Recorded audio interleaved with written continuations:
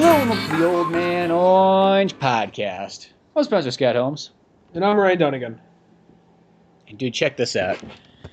Look at this I'm glad you got an ginormous opener, because I don't got shit. box of love here. That Box of love? Oh, you got, this is that, yeah, fuck you. You probably can't see it that's if I still, open it up. I know. You know what it looks like though, right? Yeah. But look at that. Like, I went into GameStop because you told me you got this sweet ass looking fucking Fallout lunch pail.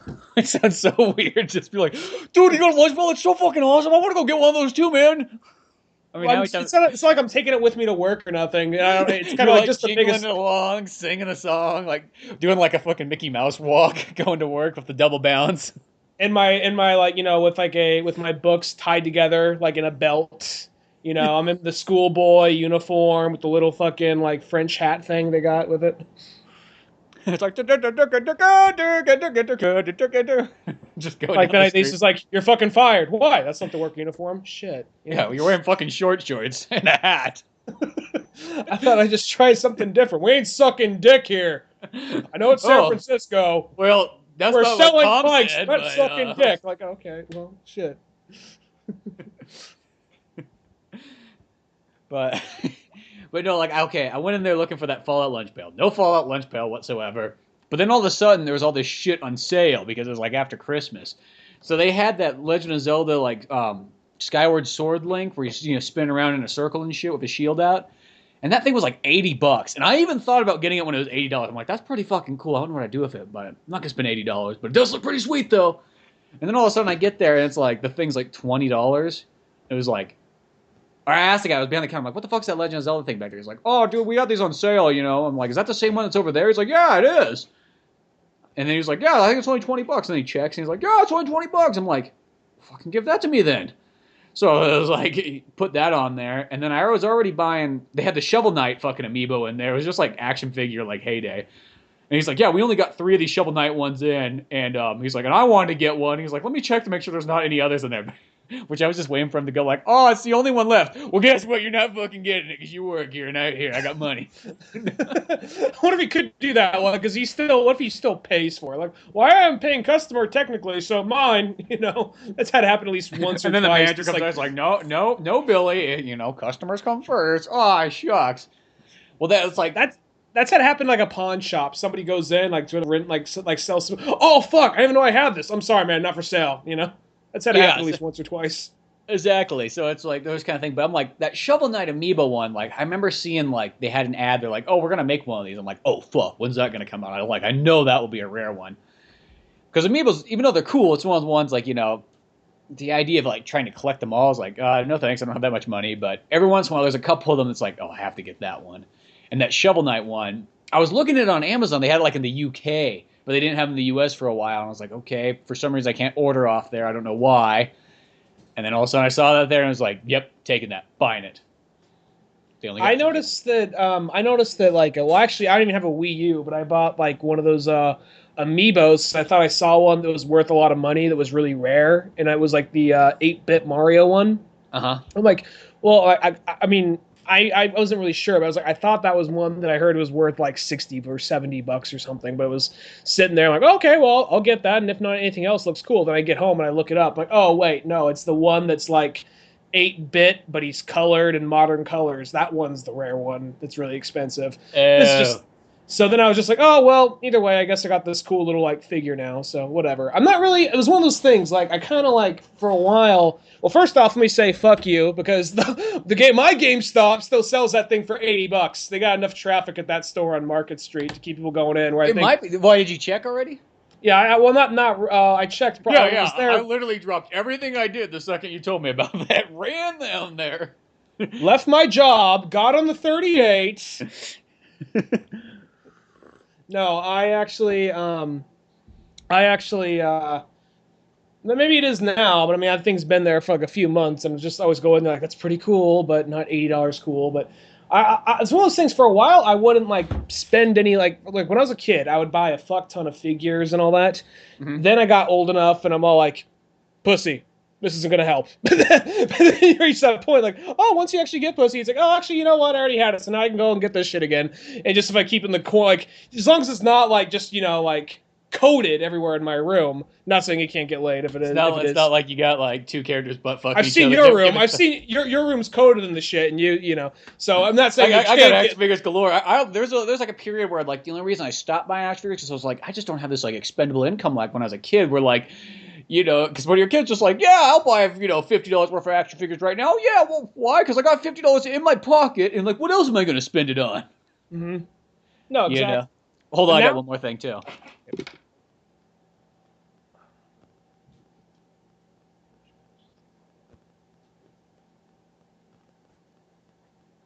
This is like fucking podcast show and tell, which is probably where no one can see. So weird if you're sitting back you're listening. Just gonna edit that like long. Still, we all know what Link looks like now. It's not like I'm showing some fucking foreign object, but dude, check out this one too. This was on sale. I seen that one. Yeah, I seen you got the big like 2 foot like Link or whatever. Yeah, just like it's kind of like that one where like you go to bed with it.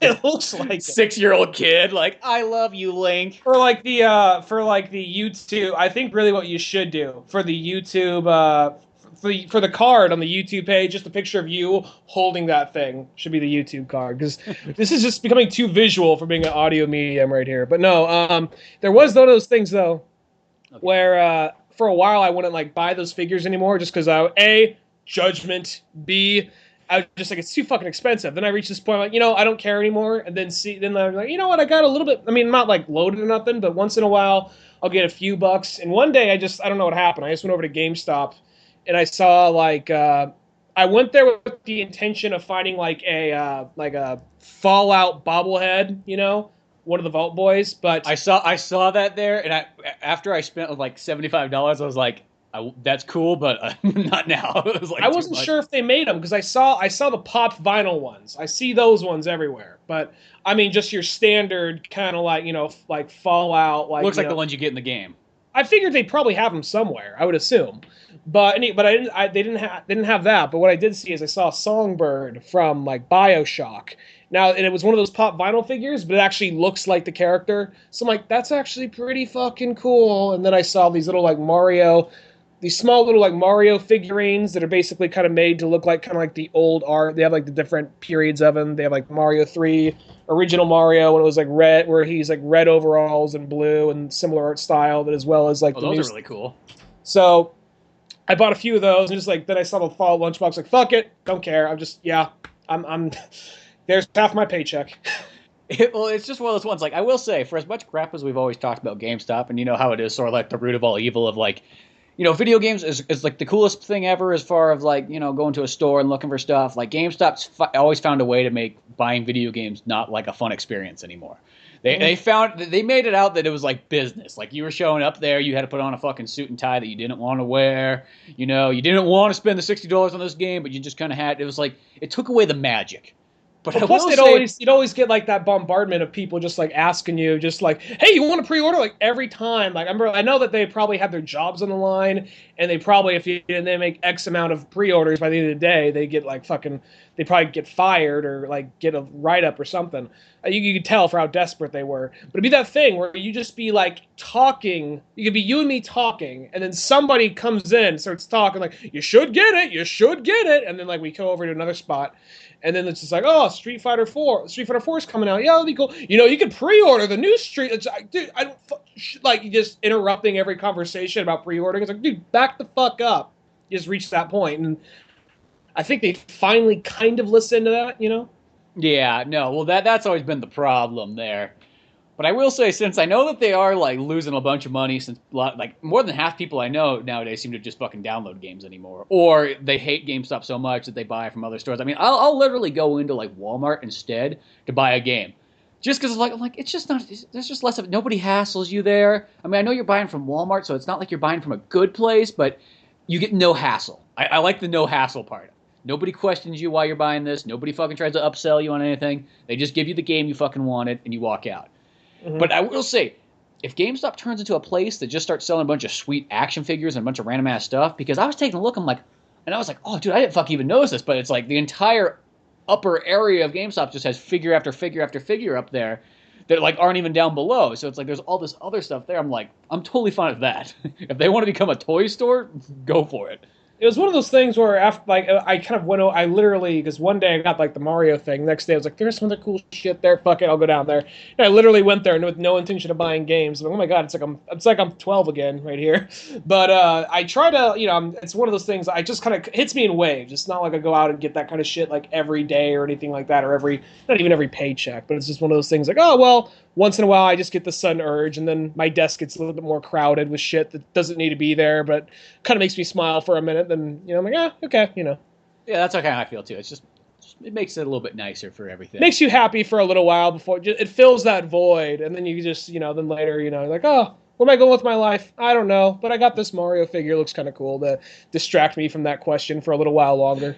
Yeah, that's exactly how I feel. Action figures are there just to pass that little bit of time of should I do it or should I just That's go on cool. You living? just stare at it. You stare at it like that's cool, and then just put it on the shelf. Just sit back. Okay, now I should probably do something. Yeah, exactly. Well, speaking of doing something that is fun and amazing and life changing, I guess we went and saw The Revenant. I wouldn't say life changing, but it was fun. Did you like the movie a lot?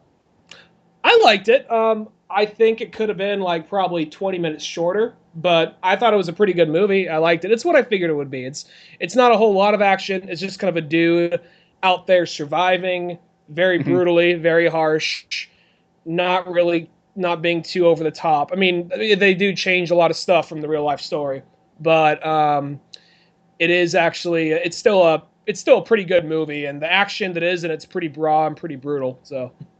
Well, it's just like that opening scene to the movie is just Oh totally yeah. badass.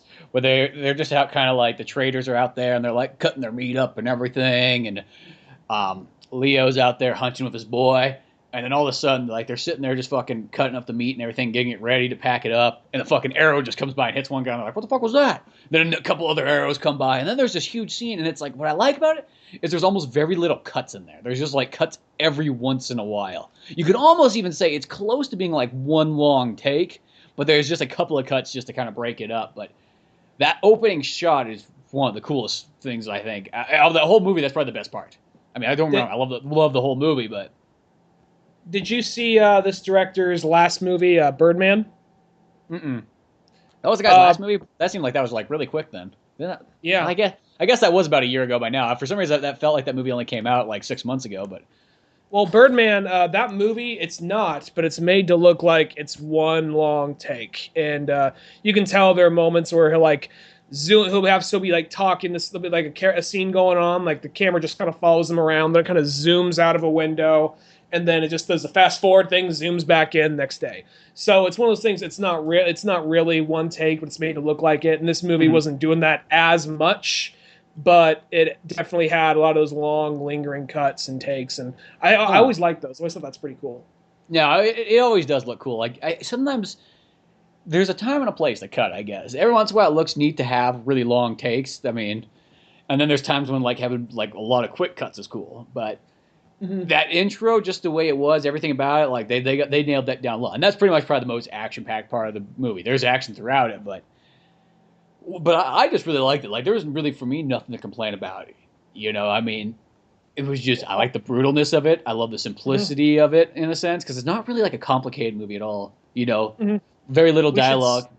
We should say real quick, spoilers if you haven't seen the movie yet. But anyway, it was actually because one of those things. I still liked it. I still thought it was a pretty good movie. I may even get it. I'm not sure if it's a movie you could rewatch a whole bunch of times though, just because there are these long moments of just kind of Leo just chilling out in the forest or catching snow with his tongue, or what I mean, just trying to get by. And it's all beautifully shot, and like they're on location a lot of spots. Well, I can't say if I know for a fact if they're on location all spots, but definitely most of that movie it looks like it's on location. And Yeah, I'd probably say unless it's maybe like either a dream sequence or an indoor sequence, I'm pretty sure.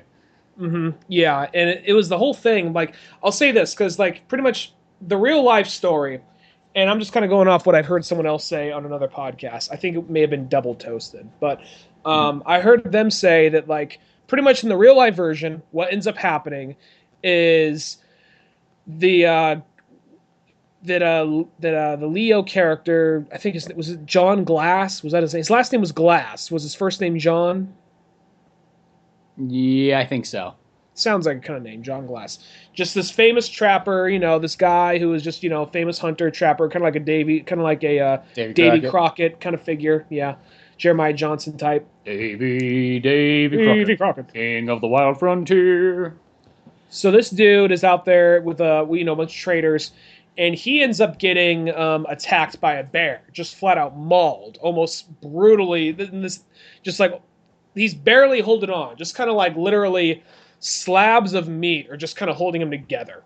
And after a series of, I guess, a couple of weeks, manages to crawl all the way back to base with the sole intention of, I'm going to kill that motherfucker that left me out there. Because he was supposed to, because after he got mauled up, this one guy was supposed to stay and help him out, but he ditches him, Fitzgerald. So when he gets there, he's like, where is that son of a bitch? He's like, well, he actually joined the Union because the Civil War is going on right now. Like, well, I'm going to kill him. Well, you can't kill him because that's illegal because now he's a soldier of the United States. Well, fuck, guess I'm going back to hunting. He just became like this legend of this guy who just like came trudging back, and then like he says, well, going back to hunting, doing what I do. And I think that I was almost kind of like I said, like, now the movie's not entirely accurate, but I was almost kind of like, I hope it, I mean, I know that's the realistic version. I know that's the realistic version, but since it's a movie, I hope they fix that. And there's probably variations. I wouldn't surprise me if like it's probably not as famous as the Alamo or Davy Crockett or other stuff like that. Or Bunyan. Or Paul Bunyan, yeah. But it's like there's probably other versions of this story. Paul Bunyan. Paul Bunyan had the blue ox, right? Yeah. It took me a minute. Wait, Paul Bunyan. Oh, fuck. Blue oxes aren't real, are they? Yeah, just like just throwing out these real historical things and a tall tale. I just forgot a minute, yeah. But anyway, so he actually, but I wouldn't surprise me if this is like the second or third movie made on this guy. I mean, I don't know that, but it wouldn't surprise me if that was the case. So yeah, there's just been some older ones back in the day, like that just didn't get enough publicity. So I'm okay with them actually once in a while, like just. And plus, it's not like a major. I mean, I'm not trying to be a dick to these people in the into the historical event, but it's not like it's some life alter change. It's not like some like thing that had a big like effect on history. It's not like JFK or something, or that Robin Williams Patch Adams one where it's like, oh well, in real life his wife wasn't brutally murdered. She's actually still alive. You're like.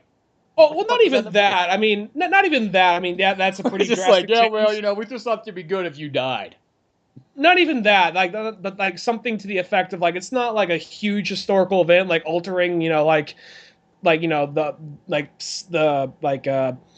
like the assassination of JFK or Lincoln or something like that. It's just this weird random like story. One where JFK is about to be assassinated, then he whips out a katana and slices the bullets in half.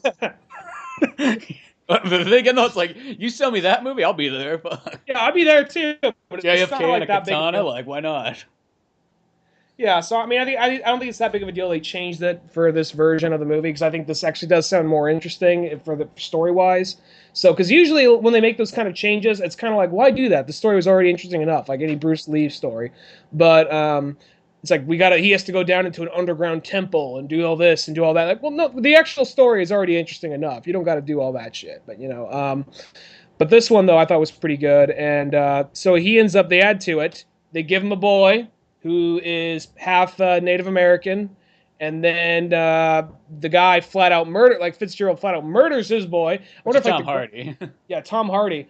Which is, like I will say that, like, do you find Tom Hardy kind of like funny and almost like a Woody Harrelson in like Out of the Furnace way? Not nearly as funny, but like just some of the stuff he would say and just the way he would talk, just I could not help but busting up laughing.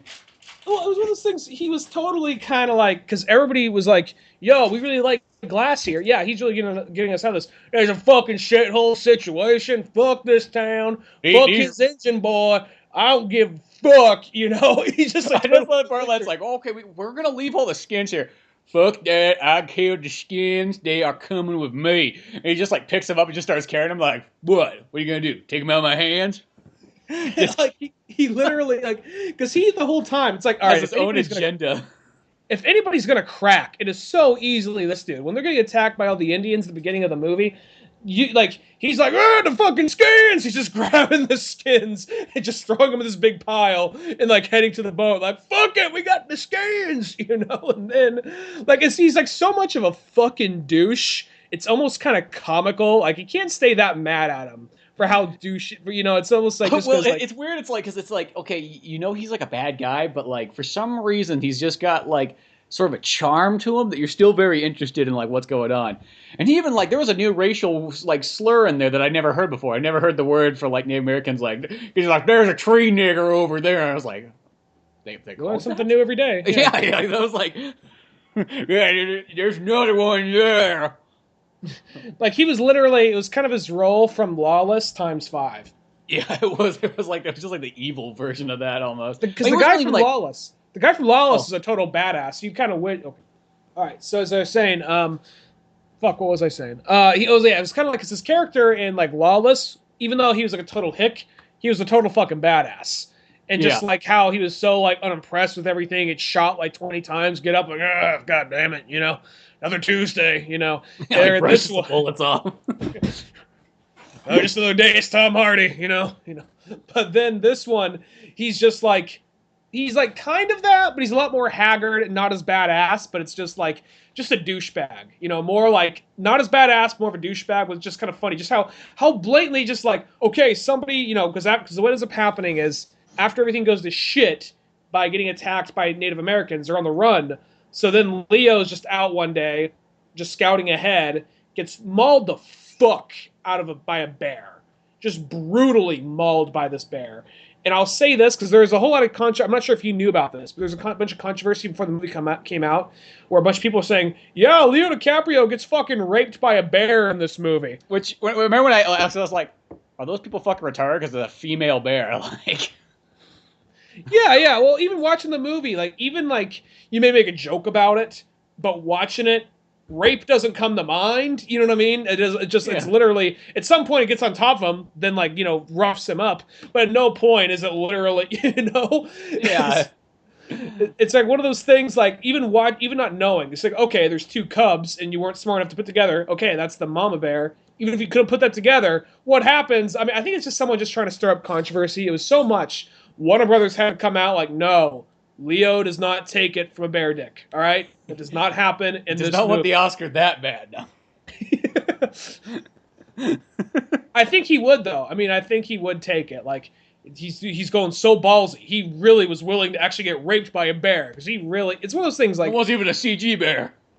This is one of those things where it's like, I mean, Leo DiCaprio is one of my favorite actors. And I don't even think, not saying this, he does a bad job at all. He does a fine job. This isn't even one of his best roles. But I'm going to say just give him the Oscar just because he's trying his fucking ass off. And if he doesn't deserve it for this one, he at least deserves it probably for 2 or 3 movies ago.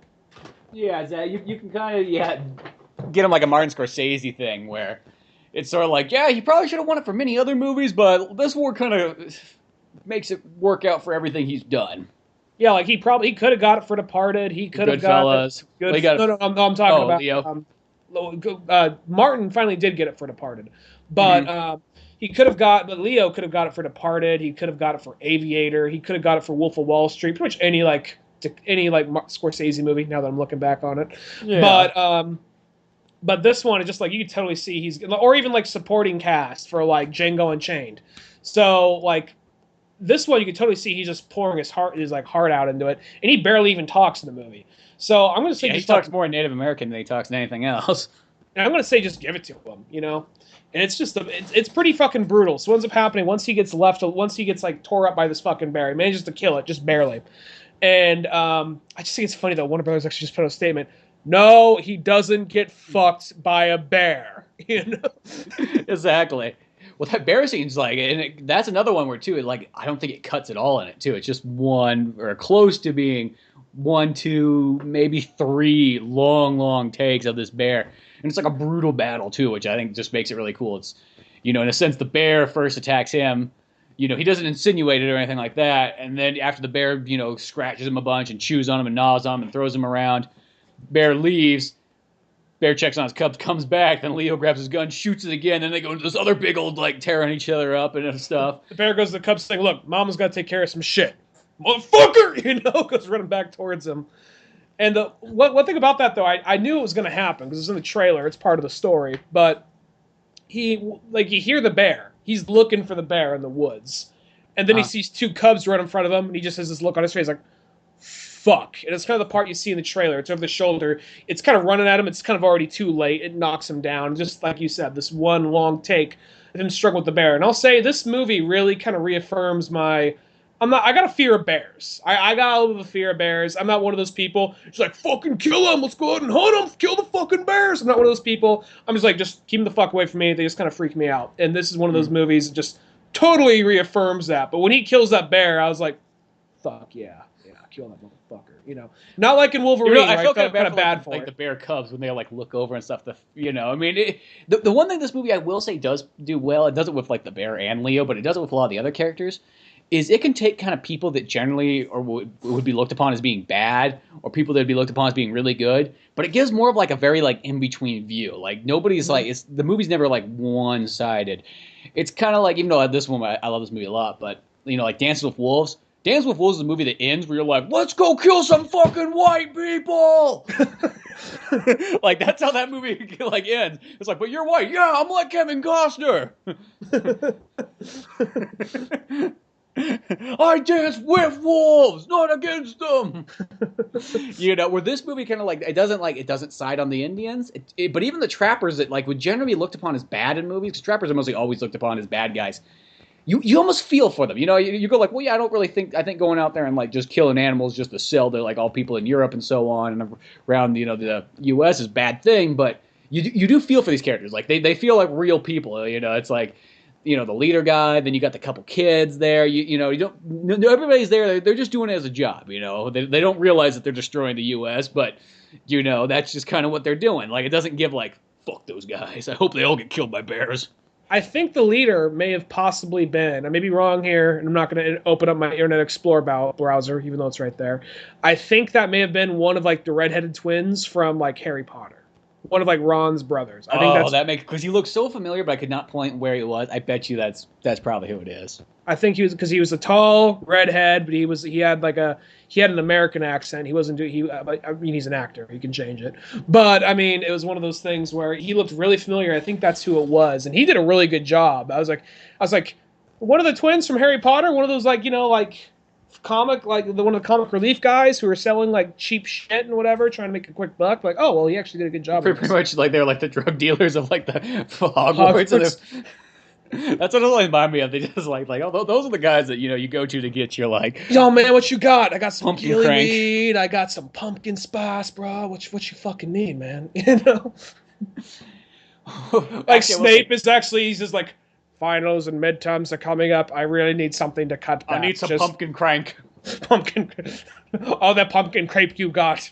What about the bubble crack? All the bubble crack you need. Yes, it's long nights of like grading papers. Yes. Dumbledore is just like, dude, they're killing me. Give me the Smith and Milt. Smith and Milt.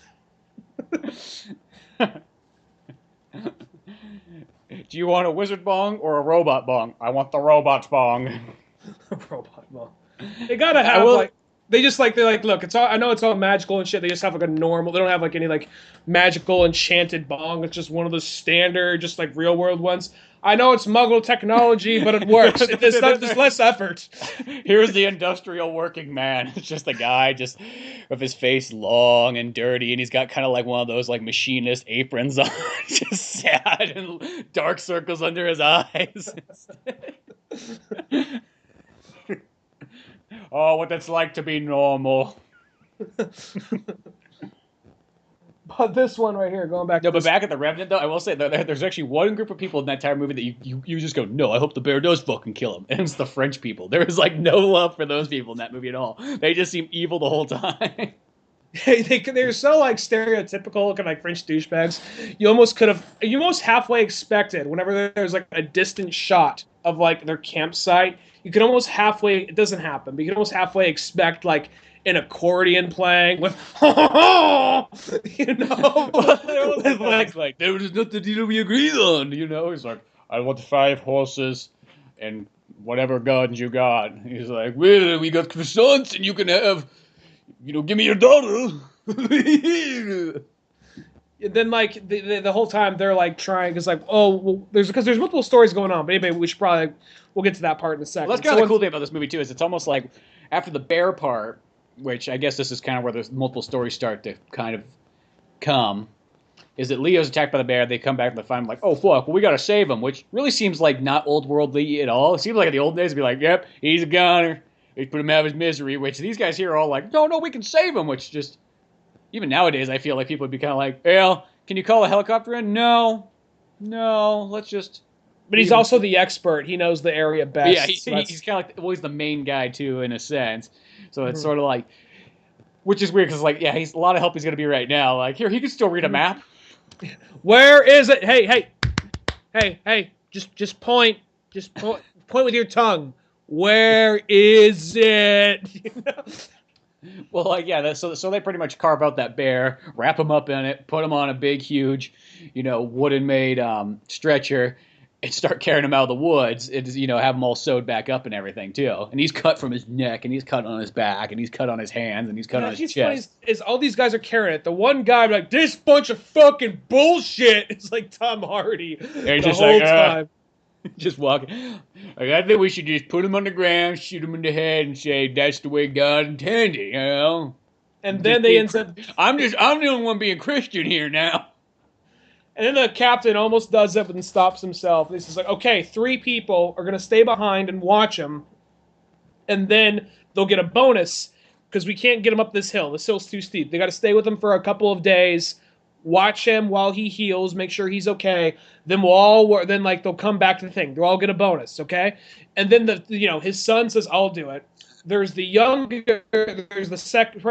next young guy in the group of the trappers. He's like, "I'll do it." And then the next guy's like, Tom Hardy, "Yeah, I'll do it." Like, you said there was $300 involved. I'll fucking do it then, because looks like those furs are gone now. I want something out of this ordeal. And they're just kind of like, should we really do it to the guy? There's somehow we should just kill him. Like, oh yeah, he seems fine. I did kind of think about that. I'm like, did they really just go like, yeah, that guy seems like the right guy to be left there. The guy who was like, no, let's just fucking kill him. Because what's going to happen the second that you leave him alone with him? I assume that because, there is a little bit of logic. It's not that I'm going to dock the movie for too much, but there is a little bit of a logic gap there, because I almost assumed in the movie that what would end up happening. Maybe I'm wrong here, but I almost assumed what would happen once he got attacked by the bear. His son and Tom Hardy, maybe someone else, come across him. Just like, "Dad, no, he's dead, boy. We gotta go. But he's my dad. No, he's dead. He's like, but he's my dad. Shut the fuck up." Knifes him, then buries him. I thought it was gonna be something kind of like that. Like, yeah, I don't know where he went. And then they're watching for a few days, and Tom Hardy says, the guys is like, maybe we should kill this son of a bitch. It's getting kind of, I'm freezing my balls off, it's just fucking cold. I don't like it. This was a mistake. I'm bored. It's been like 2.5 days, no fucking TV or anything. What's TV? You wouldn't know. It's where you throw a rock in the water. That's TV. You throw a rock in the water, or you carve a piece of wood. That's TV here. Yeah, but I want shitty TV, somewhere where when I chuck rock, I have a chance of hitting people. Brings joy to my life. Not to theirs, but fuck them. They ain't me. They don't know what I've been through. Well, and then the other thing, too, the other problem that we forgot to mention is that the Indians were still following him this whole time. So that was the fear, too, of oh, he's going to slow us down. The Indians are going to catch up to us. Yeah, so after I don't know how long, maybe 2 or 3 days. Probably maybe a little longer than that. But I feel like it's supposed to be longer than that. It feels only 2 or 3 days. 2 hours later, okay. Okay, I'm bored. I'm bored. I'm Tom Hardy. And so what ends up happening is he just kind of goes up to Leo, has this moment. She's like, look, so here's what's going to happen. You just look at him in the eye. He's like, you're going to slow us down. It's going to kill your boy. You don't want that. You're going to kill your boy. So you just got to... Leo can hardly talk. He can't even really talk. He just maybe murmur something, but can't really even form a full sentence. And he's just like, all you got to do is blink. And then he just keeps his eyes open fuck you. Fuck you, fuck you. Just saying with his eyes, just wide open. You just gotta blink. That's all you got. It's almost kind of that's one of those things. How you're gonna have to blink at some point. Yeah, come on. You just gotta blink. Leaning over. It's a clueless thing. All you gotta do is breathe. Yeah. When you inhale, I'll take it is yes, it's okay for me to kill you. But then Leo does the thing where he like forcefully closes his eyes, like, okay, I accept this. He's like, all right, he's gonna go, Lord, baby Jesus, and all that. He just starts like trying to choke him out, and that's when like his son goes like, Dad, no, comes running by. He's like, boy, shut the fuck up, knives them. He's like, we already made a deal with your dad. It's okay. You're dead now. You'll see with him soon, whatever. And they, and Leo's fucking there just watching it the whole time, but he can't do anything about it because he's just pretty much in a sense paralyzed. It's the part in the trailer where you see him gritting his teeth, like wheezing. It's that part of the trailer, and then he drags him into a ditch, and then like, no, well, he can't say nothing. Later, the other guy comes back. He tells him Indians are on the way. He's just like, we gotta go. Like, well, we got a proper burial. We agreed to proper burial. Yeah, here's a proper burial. Just throws him in the fucking pit. Kicks dirt on him. We're good. Takes off. See, that's what I mean. There's parts of that movie where it's like, I don't think they're intentionally supposed to be funny, but they just make me laugh like the same way that Woody Harrelson makes me laugh fucking out of the furnace. I just like, it's like, they don't even give him, he's just like, you want to give him proper burial? He just like drags him, then just kicks dirt on him. That's proper burial. We're good to go. What's kind of funny to me though, I mean, I understand it. It's like one of those things people would completely like, some people like ruin the movie for them and they dock full fucking points off the movie for this kind of shit. Me, it doesn't bother me that much. I do kind of see it, but it's like, I think it's kind of funny that like, all right, so the kid's gone. We don't, he kills Leo's kid and he's just gone. But what ends up happening, and like, it's been like... And nobody fucking questions it really, like later on too much in the movie. It's been like a few, like, when this happens, it's like probably like later that night. It's like, because Leo can't talk. He can't tell him what just happened. So it's later that night, and he passes in and out of consciousness. So it's later that night or the next day or something, that's when he pulls him away. But then he said, so that means at some point when that one kid was gone, he had to come back. The kid that's not Leo's son. Now what's funny is when Leo just crawls out of the ground, barely, he crawls over, and you see, he didn't even take the time to really dispose of the body. He just plopped the body behind a fucking tree. It's like, how did he not know the other guy was going to come from that direction? Or he's going to go take a piss, Don't go piss on that tree. Why? It's mine. What? It's my tree. Don't piss on that tree. Piss on the other tree. Okay. Just goes the other direction. Good. All right. Stay one step ahead. That's all you got to do. We're going to take a quick break here, but now a word from our buddies at Painted Black Comics. I'm Pete, that's Brian. Yeah. There's Lou. We are Painted Black Podcast. We are Painted Black Comics. If you could describe the show, what would you describe it? Horribly offensive. Balls to the walls. A good time. I don't know. Unprofessional. I wouldn't be surprised if fucking Barney heard some screaming from next door. Right? Hey, yo, Fred, I got kicked out of the house. Can I stay with you guys for a little bit? No, Barney. We're not friends like that. You better go stay with the zoo. Yeah. Dum-dum, you should have said yes to your wife. Can you imagine what Disney World would have been like had he lived longer? No Jews. That's the primary difference. Yeah. I feel like he funded the Nazis in some way. I can't prove it. The first fucking model of their helmet had ears on it. Oh, the Basketeers coming over the hill. What the fuck's going on? Dosan sounds like a Renaissance painter. He was the fifth Ninja Turtle. He wasn't right in the head. They didn't really bring him out too much. I'd like to fight the foot. That's probably why they had those stupid ass toppings. Bubble gum. Fuck, who let those sounds order the pizza? I want again? stink bug! Who put Legos on this shit? Can I give you money for sex? I would enjoy making a transaction for a blowjob. Can I get a receipt with that pussy? Oh, yeah. How do I follow this? Do you wash those briefs with starch? Make that booty clap. Why don't you? Let's hear Randy Newman doing the song for Pompeii. Oh, he's on the spot. Whoa, it's smoke. Volcano. Whoa, it's the smoke. Vesuvius.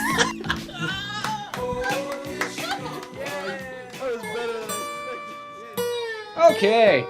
an old buddy, Sam Kern, has just dropped into the podcast studio right now, so he gets to be on, and he hasn't been on a podcast in quite some time. No, I have not. So what we're doing right now, we're talking about The Revenant. Did you see it? The Revenants, no, I have not. Well, you're going to get a whole lot of talk about it. It's okay. spoiler It's alert. not. It's one of those movies. I'll say it's nothing. Spoil wise, it's nothing like Wars? Hateful Eight or Star Wars. It's like there's nothing big like that. You kind of, even in the trailer, you kind of already know the main things. It's like they're out there hunting. He gets attacked by a bear. They leave him for dead. They kill his boy, and he has to come back to get revenge. I mean, you kind of sort of like. It's more like the experience of that movie is almost sort of like what you go in for. So no matter how much you're told, you'll never get that experience from being like told about it. You know, it's not like you do the thing where it's like, oh yeah, well guess what? In Star Wars, Han Solo gets stabbed. It's like, well, he can fucking survive that. Yeah, but then he falls a real big fall, and you're like, well, yeah, but fucking Luke Skywalker survived a real big fall. He's like, yeah, but then the planet blows up. Well, Darth Vader got away from a Death Star blowing up. I mean, I know he's already in space and shit, but you know, like I was. That Han Solo's very assertive. I was really trying to justify like how he could have survived that, but yeah. And the Revenant though, we're pretty much at the part where he's already been attacked by the bear and he's pretty much left for dead. Oh man. And and the boy and his son's been killed. And we're talking about how it's kind of funny how Tom Hardy's kind of comedic in this one. Sort of. I don't mean comedic like it's supposed to be funny. I think it's just I find it funny. Did you ever see Out of the Furnace? Oh, the Furnace, no, I have not. Oh, okay. Actually. Well, Woody Harrelson really hilarious in that too, and I don't think it's like totally like intentionally, but it just comes across so funny. His funniest role since Cheers. Yeah, exactly. That's what should be the tagline on Out of the Furnace. So basically, what ends up happening, so sorry, Sam, you're kind of just jumping in the middle of it, but really after this, it's kind of like, after everything we just said, it's then mostly just a lot of images and quick, small scenes of Leo just trying to survive out in the wild. That's where it becomes kind of an art house picture, just because Leo surviving out in the wild, very kind of brutal. And we get a couple other stories. We get like a B story that is Tom Hardy as Fitzgerald and the younger guy with him just trying to make it back to the fort. And then you got the Indians, who you find out the reason why they're tracking down the trappers is because they think they stole their daughter. That's the main, the chief's daughter. And then... Yeah. And then they don't realize that's actually the French who they're working for, that it ends up being them who are the people they can't trust. There's the big twist of the movie. Yeah, that's probably the biggest twist of it all, but... What if they had a scene... I mean, you obviously know that it's like, well, there's no females with them, so I know it can't be that. I was about At first, to I was say... thinking, when the movie first started out, I was kind of like, does that mean it's like Leo's wife is who they're looking for? Because they didn't really like show her who it was, so you're just like, well, if I'm gonna bet that there's one Native American with them, it must have been Leo's wife. Well, say there's that one part where you actually see like they have my daughter, and later they show the French camp, and you see like the one lady there. What if they were just trying to miss? What if they just did the thing like, no, that's just an Indian chick. She's not the daughter. She's just there. Like I was wondering, I was like, I really hope that I didn't think they would do that, but I was like, I really hope that's really her. like that's technically like the only female in the movie because Leo's wife's only really shown in dreams and flashbacks. I'm glad the movie was able to give you enough like kind of credit to like put together. That's probably the dude's daughter. I'm glad they're kind of giving you enough credit for that. You know, sometimes they have to almost spell it out for you, literally. You know, like that must be Papawaya's, whatever son or daughter. I mean, and then they basically at some point during of his return of him trying to get back to the fort to confront like Fitzgerald, he says he comes across the French camp. He's like, I'm going to steal one of these horses. And he sees the chick getting raped, saves her, steals a horse, gets the fuck out of there. Well, you missed the part where like he meets this Native American guy, who's like his buddy, because this is a pretty big part of the movie, and they end up sharing a bison together out there in the woods, and they realize that they're kind of like-minded people. Like Leo's family's been destroyed. This Native American guy's family's been destroyed. So they decide to kind of like go out together, and they're both in a sense looking for revenge. And they almost have like these nice moments together where they're sitting out in the snow, catching snowflakes together. Sounds kind of gay when I say it like that. We'll go for that Academy Award. Yeah, go back to Academy Award. They're like, it's just three of them, like, or like both of them, like double teaming the bear, like everybody giving thumbs up, like, yep. See, the bear didn't get fuck Leo. Leo fucked the bear. They're Eiffel Towering the bear. Exactly. It's a male bear, so it's a little bit more controversial. There you go. But there's more awards there when it's a male bear. So basically, eventually, you fought, like, what ends up happening is the guy tells Leo, he says this line, he says, like, revenge is out of our hands, it's in God's, says that line. And that's just like, okay, that's a nice little poignant little line, whatever, move on. But then later, he comes across, the guy puts Leo in a little hut, like, you got to heal up, just stay in this hut, throw some fire in there, makes a little teepee for him. Leo wakes up like, oh, I'm feeling shit tons better. Yeah, hey, where's my buddy? Comes across him hanging. It's like, what the fuck? And then there's like I feel bad too, because that's really like the nicest character of the entire movie is that guy, and only for him just to get fucking hung. And then you see that's where you got all the French all like, oh, we hung the shit out of that guy, you know. The dirty savage is now dead, and now we can party.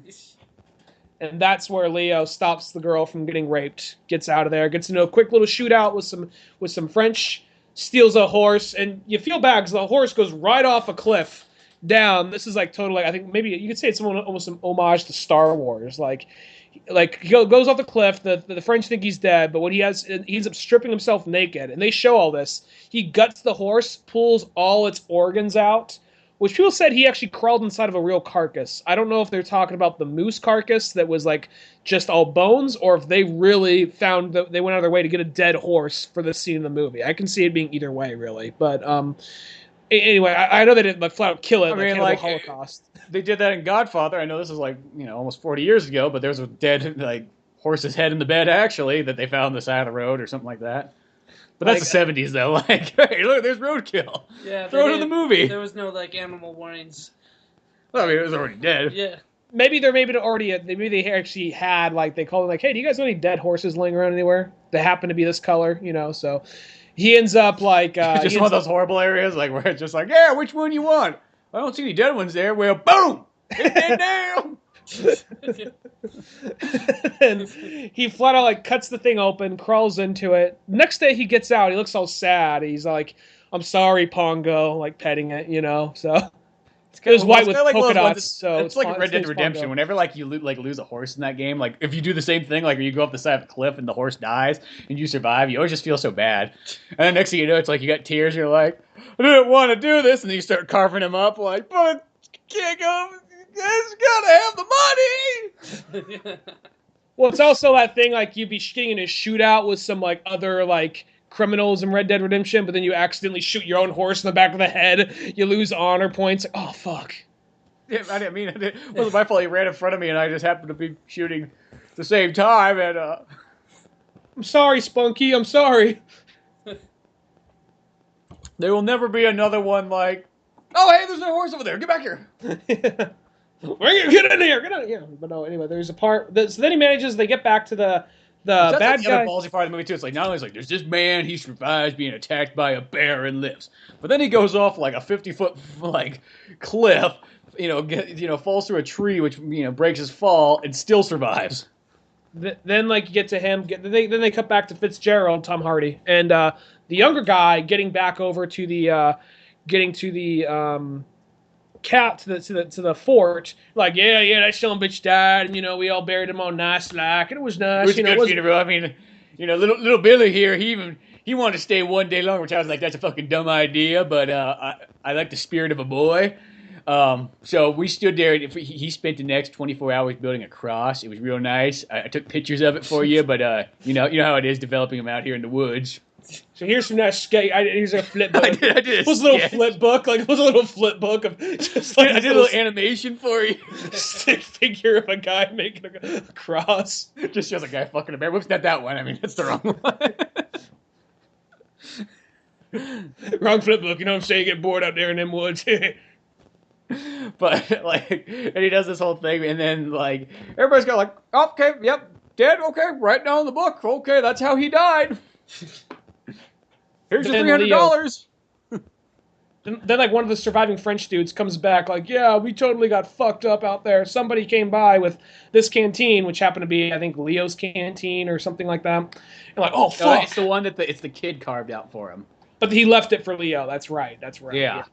And he put a Dreamcast symbol on. That was like literally. I know it's supposed to be like it was a snail one, but when I saw that, it's like, oh, dude, he lifted the Dreamcast man. water bottle. Karseg at the bottom of Yeah, it. put a little Sonic character on it. The Sonic the Hedgehog's head silhouette thing. One day it's gonna catch on, like 300 years from now, maybe. You know. Not even So- that long. What? Not even that long. It's only like about 150 years. 150 years. It's weird to think sometimes the old. Oh, I guess West, you're right, Civil yeah, War, yeah. You go. It's like it really wasn't that long ago. I guess you're right. That's probably like 100 plus years. I'm It's thinking like a more. stone throw away ago. I feel like a dumbass. I guess I'm thinking more of like, I guess colonial period or something like that. That's not even that much longer ago because that's only like another 50 300 years before that. Isn't it? No, it's 1776. Fuck, edit this out. Oh shit. I don't mean like the Revolutionary War. In I some meant like when we, countries, they would catch you on this podcast and throw you off. They're like, he is not part of North Korea. There's not even. they send me adrift, you know. They send you a drift. Oh, you guys aren't testing the hydrogen bomb out where I'm going. Nah, test the hydrogen bomb on him. What'd you guys say? Oh, nothing. I don't know. 300 sounded at the time. It sounded right. I don't fucking know why. I'm a dumbass. There, I said it. 1976 was the 200th year anniversary of America. Right? Okay. Have you ever seen that movie Spirit of 76 that came out around I that? feel like such a fucking dumbass. Holy shit. I don't know where 300 years was coming from. God damn it. Fuck me. Please, edit that shit out. Edit all this shit out, please. But, okay, so whatever. Fancy Frenchman shows up with the Dreamcast, and then they really they put two and two together that, wait a second, only one man could have that Dreamcast out here. And then It's gotta have Jet Set Radio, too. I always want to check that game out.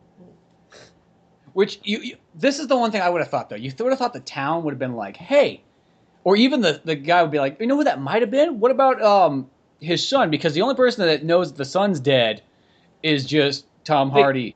They originally said the son. They said, what if it's Hawk? Because Hawk was the son. And they said, because Tom Hardy's like, oh, the boy just disappeared. I don't know what happened to him. Fuck. I know, he's you know, he did one of them native things, but he just kind of like turned to an eagle and fly away. Fuck, I don't know. It's like that mystic shit. I don't know it. I don't question it either, though. You know.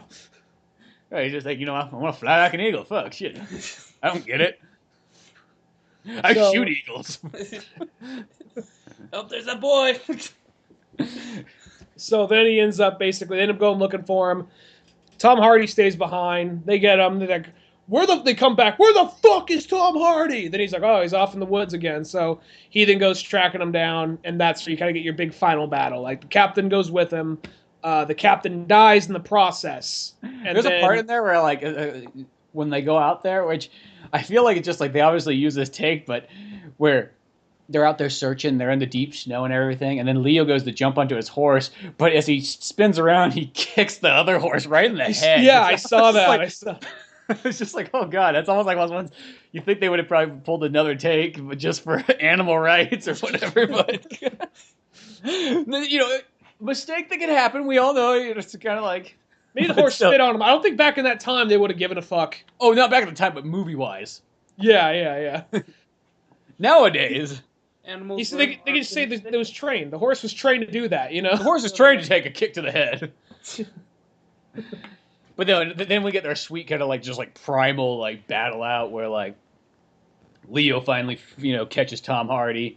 You know, and he has like a nice little surprise attack where what is the other guy? Like the commander guy, the captain. I think he's not like a military guy. He's like he works for the Trapper company. And he's just the guy with the money, making sure everything's running smoothly, where Leo was more the military strategic mind of the whole situation. And then the guy's like, I'm going with you and all that. And so then... And Tom Hardy's just that guy that invites him. I was like, why are we bringing this guy? Well, I don't know. He said he wanted a job. He seemed like a nice fellow. You guys are fucking idiots. Oh, okay. No, he was nicer during the interview, you know?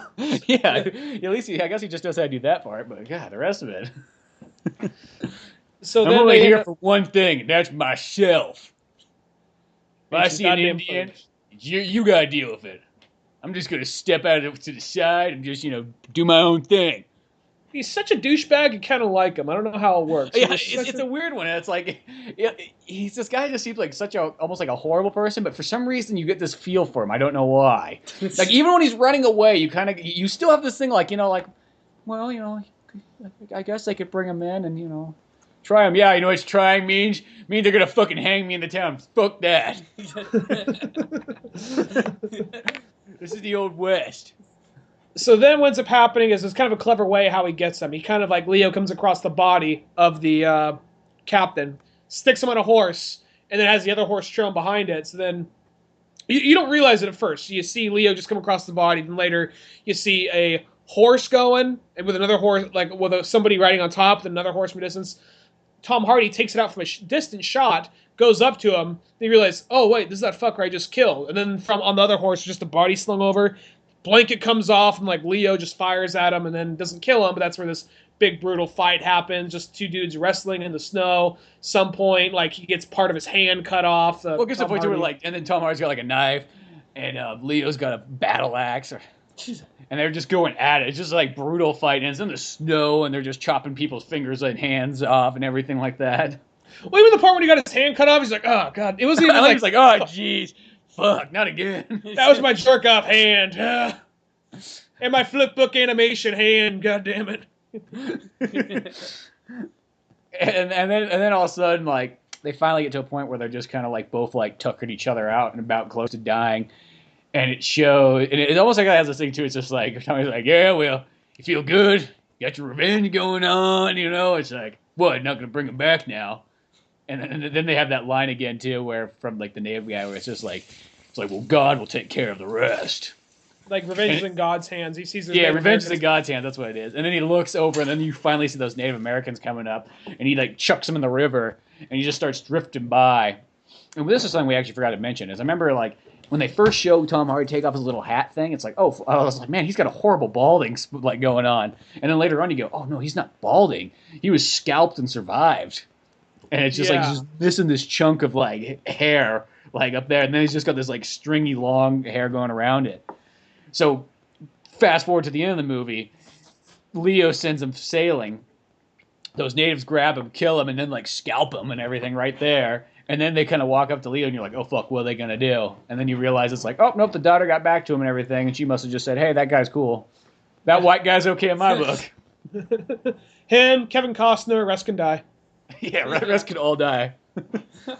And then they just carry off. And this is the one part. I mean, and I think he survives because then it just kind of him walk through the snow. I think he sees his lady kind of stand there and out in the snow, like his lady who died, and then snap back to his face, and then just cut to credits. You just hear him breathing in sync with the music, with the orchestra, and then it just kind of fades in. So it could be he died because he's walking away very wearily. So it could be he died of blood loss, but at the same time in the real life story. No, after seeing everything else he survived, I'm like, fuck no, is that what he dies from? Sounds like one tough dude.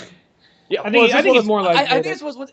To me, it felt like it just had like a 70s ending. Like it just ends when the movie's supposed to end. Walk in the sunlight and.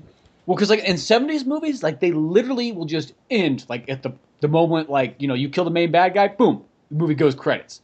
Like where sometimes it was bad. Like the 2000s are bad for having like the multiple ending time period where it's just like, oh Jesus Christ, when's this movie gonna end? Like you'll have like a logical ending. Like, I remember I just sit in the theater watching, go like, it could end right there.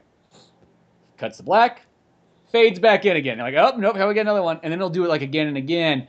Where I always like when a movie can just say, hey, no, this is it. Because really, that was the whole, in a sense, the thing is, like, once Tom Hardy's dead, like, what, we're going to see, like, when I was, a lad back in the day, let me tell you a story, Billy. My name's not Billy. Well, Billy, you're going to hear one. Like one of those ones where he's going to be, like, 80 years old fucking telling this story to some kid, like, on a park bench or something like that. Like, sometimes you don't need those kind of, like. My name is John Glass. Mom always said boxes. Box is like life is like a box of furs. You don't know what you're gonna get, a raccoon or like a beaver. Shut the fuck up. Listen to my story. Like I wasn't interrupting you. Shut the fuck up, Billy. Like I told you my name's not Billy. It's gonna be Billy from now on, God fucking damn it. Like it's like he just like he just like it's like 1920 now.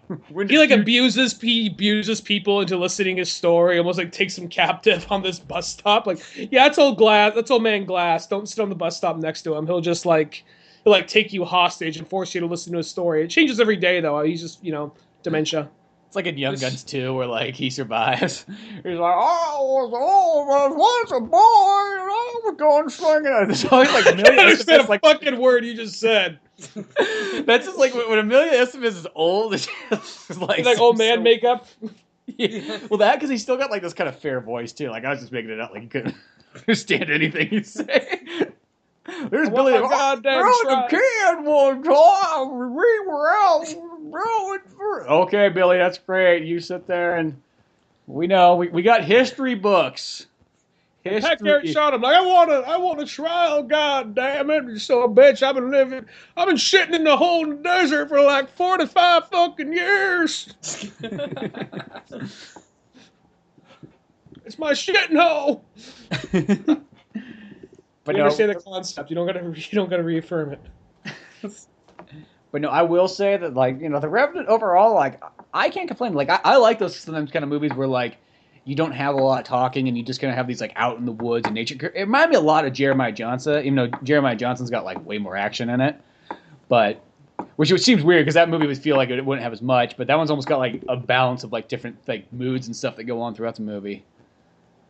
Mm-hmm. But, like, I don't know what it is. Snow is always a cool thing in movies. It's kind of like Snowpiercer. It's like snow and trains, two of my favorite things together. It's like this one's like, it's all snow. I like that. I don't know what it is. I love those kind of like atmospheres in movies. That's why I like The Thing a lot, I think. No, this is a good flick. And now we got that out of the way. How you doing, Sam? I'm doing pretty good. Yourself? I'm doing all right. Just had to get through. Just had to trudge through that real quick. We're not expecting you to come by, but glad you're here. Oh, yeah. Haven't seen you guys in a while. Definitely got trapped into the podcast, but I'm totally cool with that. It's okay. You have to get trapped into a podcast. It's just how they work. But, you know what, actually, did you see Hateful Eight yet, Sam? Hateful Eight, no, I've been meaning to see that. Oh, you gotta go see that. Well, ever since watching Hateful Eight, though, I've just been kind of like in a Quentin Tarantino mood. And there's some movies that I haven't watched. Like when I think about it, like I felt like it wasn't that long ago, but I was like, some of these movies, I'm like, I haven't watched these in a real long time, and especially a lot of Quentin Tarantino movies. So I like the one I went back and watched, which I don't think I've seen since like 2008, was Jackie Brown. Oh, it's been a while, yeah. It's been a long time since I saw that one. And that's one of those ones, like, it's not really like the best Quentin Tarantino movie, but I still really like it. It's still a good one. Keep talking. One sec. Keep talking. Jake, you home? Sounds like he's got something important going on. All right. Have you ever seen Jackie Brown before? Right. I believe I have. It's just I'm trying to put it back together. I've seen pretty much every Quentin Tarantino movie I could think of, but I just like how he's going into westerns right now and bounty hunters and stuff like that. Just well, this one's so cool. more like, I guess it's kind of it's similar to Pulp Fiction, but it's almost like it's such a simple movie. It almost reminds me like this could have been Reservoir Dogs. Yeah, this movie feels more like this could have been his first movie over like Reservoir Dogs, just for the fact that it really takes place on like, maybe 5 main locations. It has that feel like you would have shot with your buddies. Like, okay, well, Dylan over there's got a nice like apartment. It's all nice and clean and white, and he's got a view of the beach. We'll use that as one of our locations. We'll snag some shots really quickly as we go into the mall, and then we'll shoot at this like bar that our friend owns. Like, I don't know why, it just has like that feel to it. And the weird thing about that movie is when you watch it, it doesn't have the wide aspect ratio like a 240 like Quentin Tarantino's movies, or like even wider as like in Hateful Eight. It's got just a regular 185. And then the movie itself, like, I don't know when the last time you saw it done again, but like, does it remind you like it was shot like for like a made-for-TV movie? Jackie Brown? Yeah. I mean, it's better than that, but it kind of has a little bit of that vibe just because I think that, what makes that movie, that's like one of the movies that people never bring up about his movie. They'll bring up other movies, but they never really bring up Jackie Brown. It's like the lost gem of the Tarantino movies. I think it's because there was a little bit of a wait between Pulp Fiction and Jackie Brown, and then Jackie Brown. It's not that much of a wait. It's literally like less than 2 years later. It's 96. Was it only 96? I thought it was almost like 3 or 4 years later. No, the long wait is the Kill Bill. Yeah, that's the big wait. Okay, well, I know that like I think that one right there.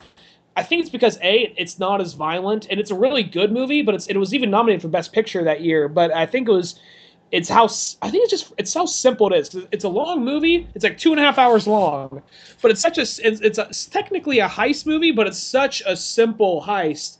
And I think it was one of those examples where he's trying to like make a movie that there's very little violence in the movie for a Tarantino film. And whenever there is violence, it's so like censored violence. Mm-hmm. You know, that's also why when I watch it, it just has a feel like Tarantino literally like paid for it himself of like, you know, $100,000 to make that film. You know, if you're going by film standards, of how much that would have cost. Mm-hmm. If you shot it on digital, it feels like it's one of those movies you could have made for like $100 if those are all his buddies. Like I don't know what it is, and I'm not saying that's nothing against the movie, but that's just how it feels. And even when I look at it, it doesn't even look like the movie was shot on film. Like it has like everything's always in focus, like it's almost shot like on a video camera. Mm-hmm. It's just got kind of like a weird feel to the whole thing. I mean, it just doesn't have that main Tarantino film, you know, vibe. I mean, it has the vibe of it and the writing of it. But the look of it's just not always the same. It's kind of weird. Well, now that you mention it, it does have that kind of look, like it is sort of like a made-for-TV movie, like that kind of vibe. I mean, there's language in it, and it's better. Well, yeah, it's more wit, but it has a kind of that vibe, just kind of that subject matter and that kind of. Because originally, I want to say it was based on a book, and he changed it around a little bit because I want to say, maybe I'm wrong here. I want to say in the book, Jackie Brown was actually a white lady, and he wanted to make it a blaxploitation. So he cast Pam Grier and changed the tone. I don't know how much of the story he changed, but I think that was like his first time. He attempted to make sort of a adaptation, and then I think maybe that's another reason why it stands out, because Django from Django Unchained, that's actually an already existing character, but I think he went and made his own movie with it. Well, I think it's just, he just kind of said, hey, I like that Django character, because there's an old Western from the 60s. That's where that song, like, the Django, it comes from that movie. Yeah. And then, that's where that one came from. It's even like Glorious Bastards, too. That's technically a remake if you do think about it, but the movie's just so different that, you know, you almost can't really even call it a remake. It just seems to have, you know, similar titles. Yeah. I think it was more of his homage, but kind of like he just liked it so much, but it's one of those things, no one knows what the fuck this is. I can get away with it calling it the same thing. Yeah, exactly. And it's like, I don't think that's like a bad thing.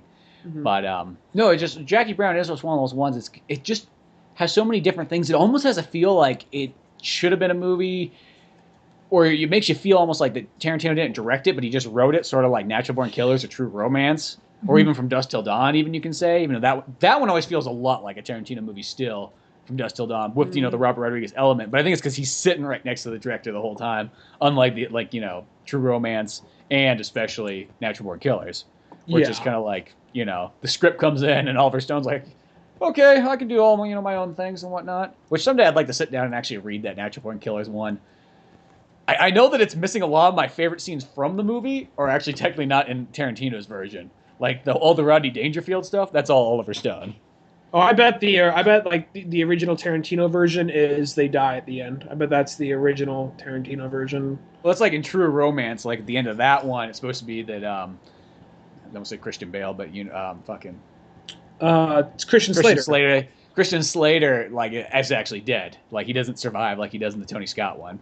But I'm kind of like, I'm fine with him surviving. He has an eye patch. It's not a big deal. Yeah, I like him with an eye patch. It's like, that's cool. Eye patches are badass. Kurt Russell had an eye patch in 2 movies. 3 movies, actually. Yeah. Kurt Russell's gonna be playing Star-Lord's dad in the... I know, I heard about that. I'm like, dude, that's like the perfect choice. For Guardians 2. I don't know, that'll be really cool. When does that come out? I'm looking forward to that. 2017, I think. It's just a year away. I know. Sometimes, like, I don't know, do you miss the kind of the day? Like, the one thing nowadays they're like, they plan it out like it's a fucking roadmap of your life. Like, in 2023, on April the 30th, where are you going to be? Here! Oh, how do we know? Because you don't got anything better to do. If you're not here, you're dead! And it's almost like, I kind of miss, like, it's almost like we live in an age where, like, things are just almost like, we know about them just for so longer than they need to be. It's like, there's no surprises anymore. Like, Don't you just miss that time period? Like, maybe it's also, like, when you were a kid, you just knew less, too. But I just feel back in the day when things weren't as exposed as much, where it's just like, you show up and you're like, oh, fuck. Did you know? And you like lean over your next, be like, "Dude, you know this fucking movie's coming out?" Like, dude, I don't know. Dude, it's coming out like in 2 months. What the fuck? And like you saw, like I miss those time periods, and even like with video games and stuff like that too. Like I just think whenever I go to GameStop, there used to be a time when I'd go to a game store and I'd find stuff. I was like, dude, what the fuck is this? What the fuck is that? Like, all this stuff. I go on there, I was like, I know every single game that's here for PS4. I know every single game that's here for Xbox One. There's no surprises. And then I'll never be surprised. For the whole entire year. Yeah. It's just like, it sucks. It's like, I miss the surpriseness. I feel like there's a time kind of like there'd be a movie coming out, like, oh, who's they? Just movie people are making a Batman movie. Oh, cool. Who's in it? I heard this guy. Well, I heard that guy. Then like a article for this one particular magazine comes out. So you have to read that one particular article to kind of know all the details that they're revealing. And then you don't really get then you might get like a couple random stills. And then you didn't really get, then you like, oh, like in a few months, here's the trailer. So you hear about a movie coming out, then you just go to the movie theater. You're like, I hope we see a trailer for X, Y, or Z. And then you'd actually be surprised a lot of time when you actually got a trailer. Like, oh, fuck, I heard they're making this. This is cool. Now it's like we're kind of there. We kind of see the whole process. Like they're currently writing on, or they are in the talks of getting this guy. It's constantly buzzing around. And it's one of those things, like, even though I really love the Marvel movies, more so than I did originally, I'm almost annoyed by how much they kind of reveal. Like saying, so Spider-Man is going to be in Captain America, which I know that's kind of big part of it, but I would have been so much more like surprised. Now it's kind of like we're going to be hinting at Guardians of the Galaxy at Thor 2. It's just like I like to go there just kind of surprised at what they're going to hint at me or what. Yeah, you don't need to tell me what you're going to hint at before I even see it. It's I don't know, and I know it's like a double-edged sword. It's like they do it by saying that they might get some more people that are more interested in the movie and might have more talked about it, but at the same time, I just feel like it just kind of. Keep a movie sort of secretive. That's almost like the best way you can do it. Is just make things like, let us know something's coming out, but don't say anything. It's kind of like whenever there's a game coming out that I know I'm going to get. Once I start seeing articles about it, they're like 5 pages long, I don't even read them. Because I'm like, I already know I'm going to get this game. I just want to see it when it comes out. I don't want to be like spoiled. I don't want you to tell me how the game plays. Plus, I hate when people sit down and write articles about video games. They're like, well, in my first experience, I was running down the corridor, and then I climbed up a wall, and over the wall, I was looking down. There's a couple bad guys, and it's like, dude, don't fucking explain it to me like that. Like, just tell me, was the game cool? Was the graphics good? Like, you don't need to like fucking write it out like you're writing a story plot. It's like, I hate when they do that. And I don't know what it is, but when people just like write out their experience, it's such a like, why? Why do you do that? Like, just tell me like, hey, you're gonna love it. There was like action in it. Fucking Batman's in it. Hell, Spider-Man swings by for a second. What kind of game is this? I don't fucking know. Oh, that's Shinobi. That's Return of Shinobi. Oh yeah, great game. It's too bad they didn't iron out the copyright shit. Well, there is the thing with that, though.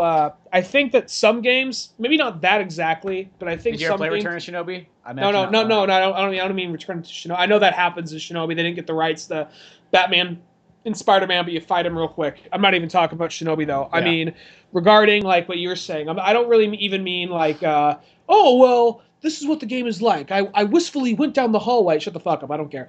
It's more of like, I think the stuff that you do want to know about, though, is there is a game coming out, and before you drop $60 for this thing you don't really know about, you do want to kind of know how does it play, what does it look like. More than anything, you probably want to see some footage so you have an idea of what you're looking at here. So that right there... Well, I will say... That's definitely true for a game like if I don't know anything about. I will say I like to know a little bit more. But like say like the next Legend of Zelda's coming out, you literally don't gotta tell me anything.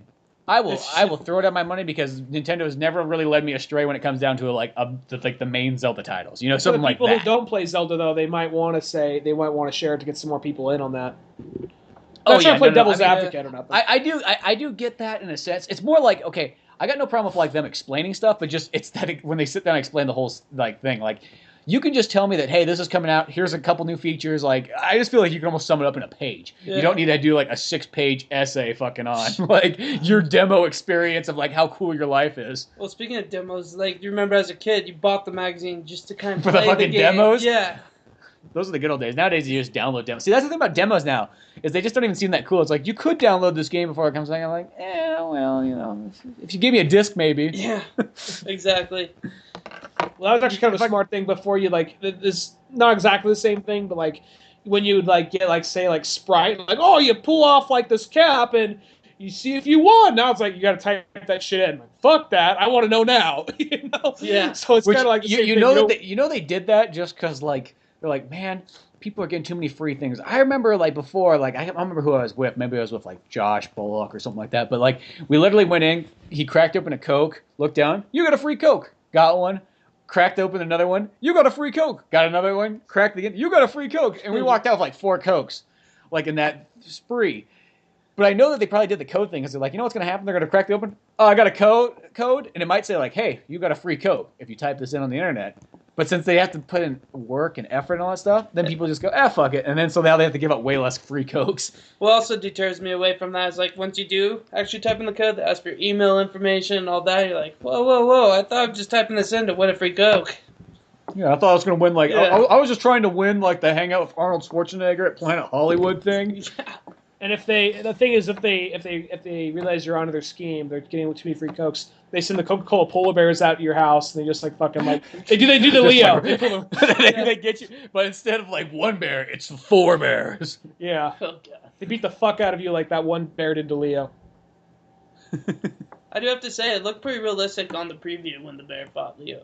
It looks. I mean, it's a CG bear, but they do it so. I would love to see the special features when that movie comes out. Just like exactly like, just probably be weird though. It might just be like some guy on top of Leo, like rawr, rawr. Yeah, like Andy Serkis, like in a green suit with a bunch of dots all over it. It's like when I was watching the Jurassic World special features, and it shows the raptors. It just shows these guys like in spandex, like out there like raptors, and they got these little like raptor helmet looking things on. They're looking around like this. It's like, this looks so fucking gay. I don't know how else to describe that. I bet you that guy loved it. They just gotta go to the kid, they just gotta go to the kid, like, all right, you're really scared. The guy, like coming at you with this like T-Rex arms up. Like, well, you know what is actually? I'll say this. There's even something weirder than the raptor people in that. When they have, when they're at the petting zoo and it shows the kids riding like the little triceratops and everything. Oh my god! In real life, it's just some guys on their like knees, like crawling around, and kids riding, and the kids are like, I don't know, mommy. The man he's making dinosaur sounds. They almost look like they're more scared that they're not dinosaurs. You know the guy that's like fit 10 years of acting school for this shit.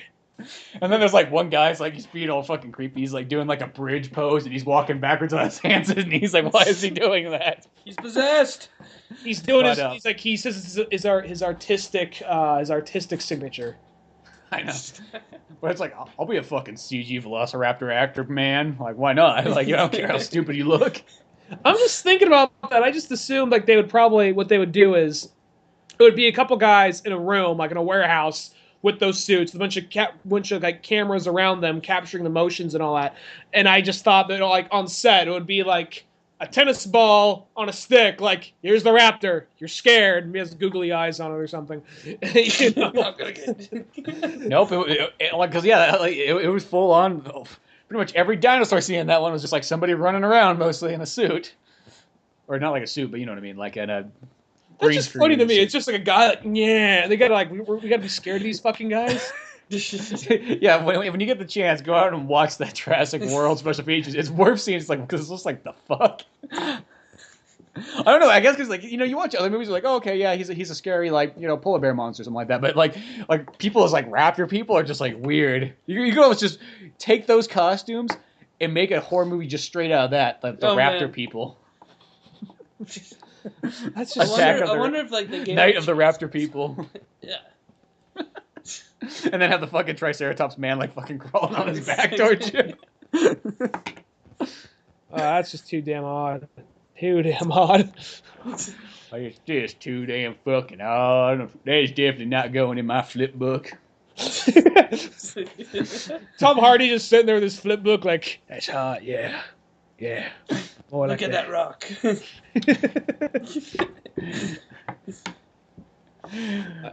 Like Austin Powers gets up like, no, bad. Yes, I like it. You're dirty. I like it dirty. More dirty. I like it raw. You know what? Some other weird movies I was kind of like, I was watching like random action movie, like kind of like in the last like week. because I saw like one point my dad was watching Die Hard 2, and I was like, fuck, I haven't watched Die Hard 2 in a long time. I know how like, this okay. ends. Well, it's like those ones like It's way better than I remember it being for some reason. No. I will say Die Hard 2 is still just the okay Die Hard. Okay. You know, strangely enough, there's not really a whole lot of memorable stuff in that movie. It's just more like, oh god, it's all happening again, except for I'm in an airport and it's snowing and it's Christmas again. Oh fuck, and my wife's in the sky. And then there's like the one plane that crashes. I hope your kids weren't on that one. Yeah, it's just like, nope, not on there. That's okay. Good. It was just a bunch of random people that we don't give a fuck about. The one thing though, you know what? There was one thing in the movie though. Guess who's in that movie? Well, don't guess because you'll never fucking know. But Senior Bob's in that movie. Really? From A Hateful Eight. Yeah, he's like the main like guy they're trying to like take away, or the main Cuban villain or whatever that's supposed to be like taken away. And then, you know, of course, Bruce Willis jumps in there. He's like, "You're fucking coming with me."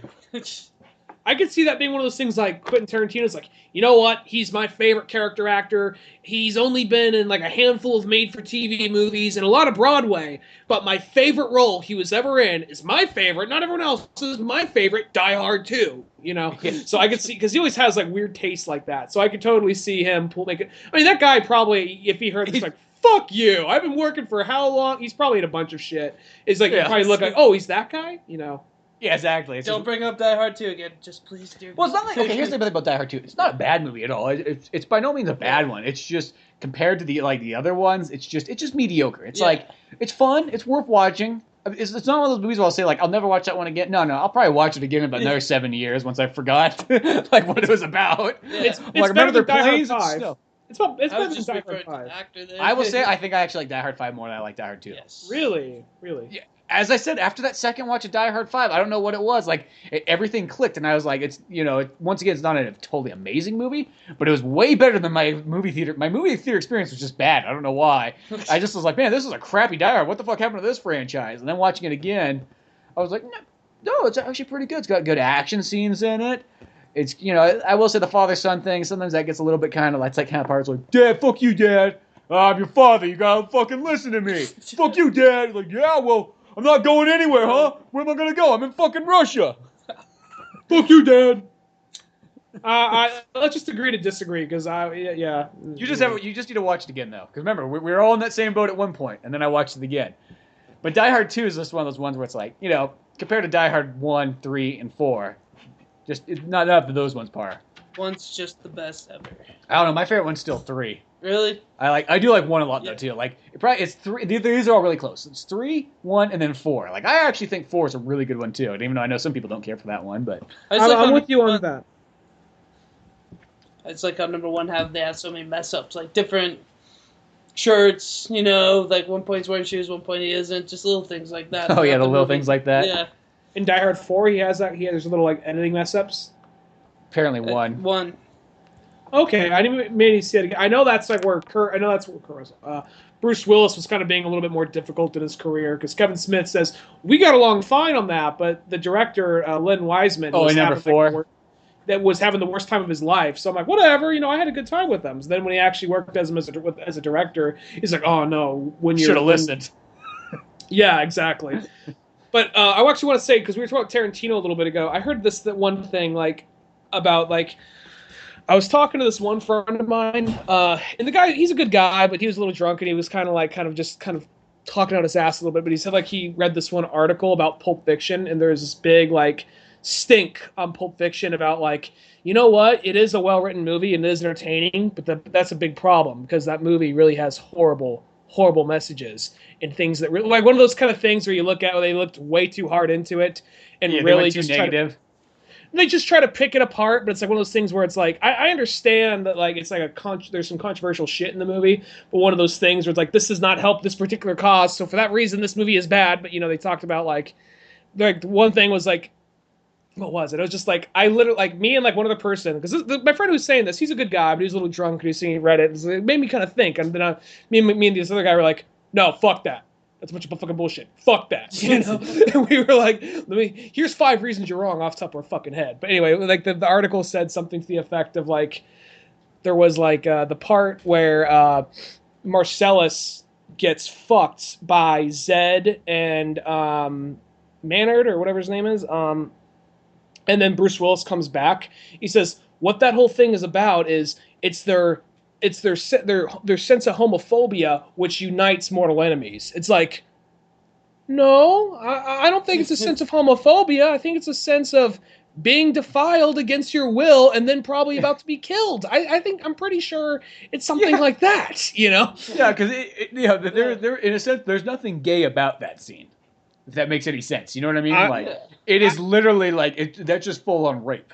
Yep. Yeah.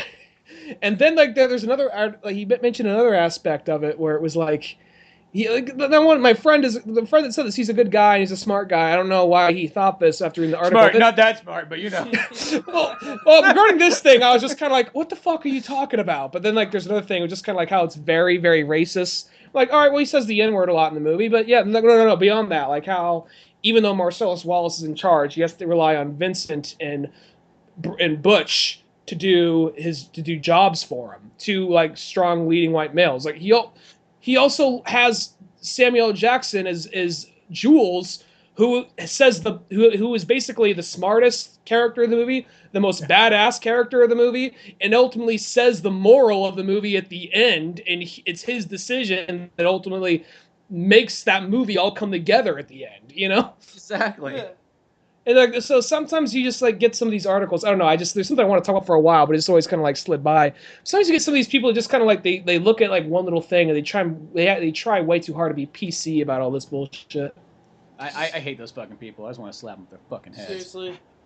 Because Pulp Fiction is a goddamn gem that we should be grateful for having on this earth. There's nothing wrong with Pulp In Fiction. fact, yeah, so I'm kind of going on this Tarantino marathon. It's I'm watching Kill Bill right now.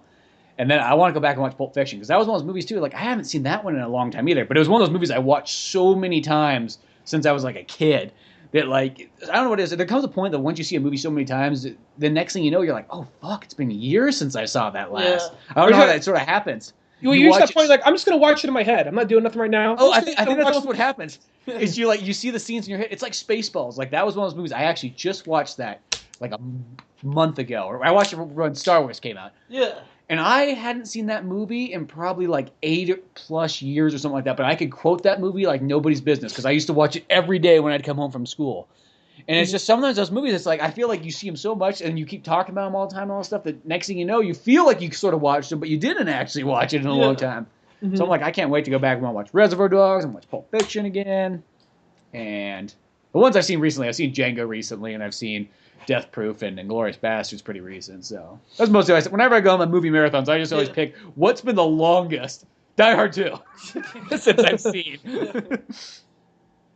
It's all about Pulp Fiction. I love that movie. Yeah, that's one of those ones you almost kind of feel like you want to say a different one just to sort of feel be or have you feel unique or something like that. But you're like, no, Pulp Fiction just really just such a masterpiece. It is kind of like the Stairway to Heaven out of all of his things. People say it's you don't want to say Stairway to Heaven, and but actually, at this point, I actually don't say Stairway to Heaven. People say favorite Zeppelin song, but it's kind of like that though. It is kind of like saying you want to throw something odd out there, Jack Brown.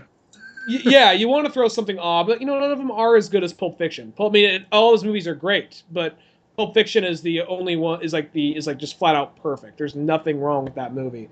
And I remember that the thing about that movie, it's so weird because when I was a kid, I remember my parents rented it and I didn't really know what it was. There was just this ominous movie that was, I think I may have said this really, really early on in the podcast where I think we focused on Tarantino, one of the I don't remember. Did we do a Tarantino retrospect? I don't think we ever did a Tarantino retrospect, which sounds weird. I thought we did a Tarantino retrospect. Maybe we didn't. Maybe we did. But either way. We did a Kevin Smith one, but I don't know if we did a Tarantino one. But anyway. We just talked about Tarantino a lot, just like Clint Eastwood. It's kind of like... What would be the point of doing a Clint Eastwood retrospect by this point, because we talk about him so much. But not in a while, though. Anyway. Yeah, maybe we can do one.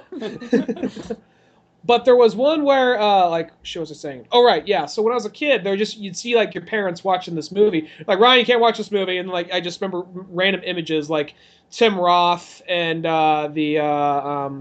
Is that Amanda Palmer that jumps up? It's like everybody, you Palmer. motherfuckers! Yeah, pulling the gun at everybody, and in the diner.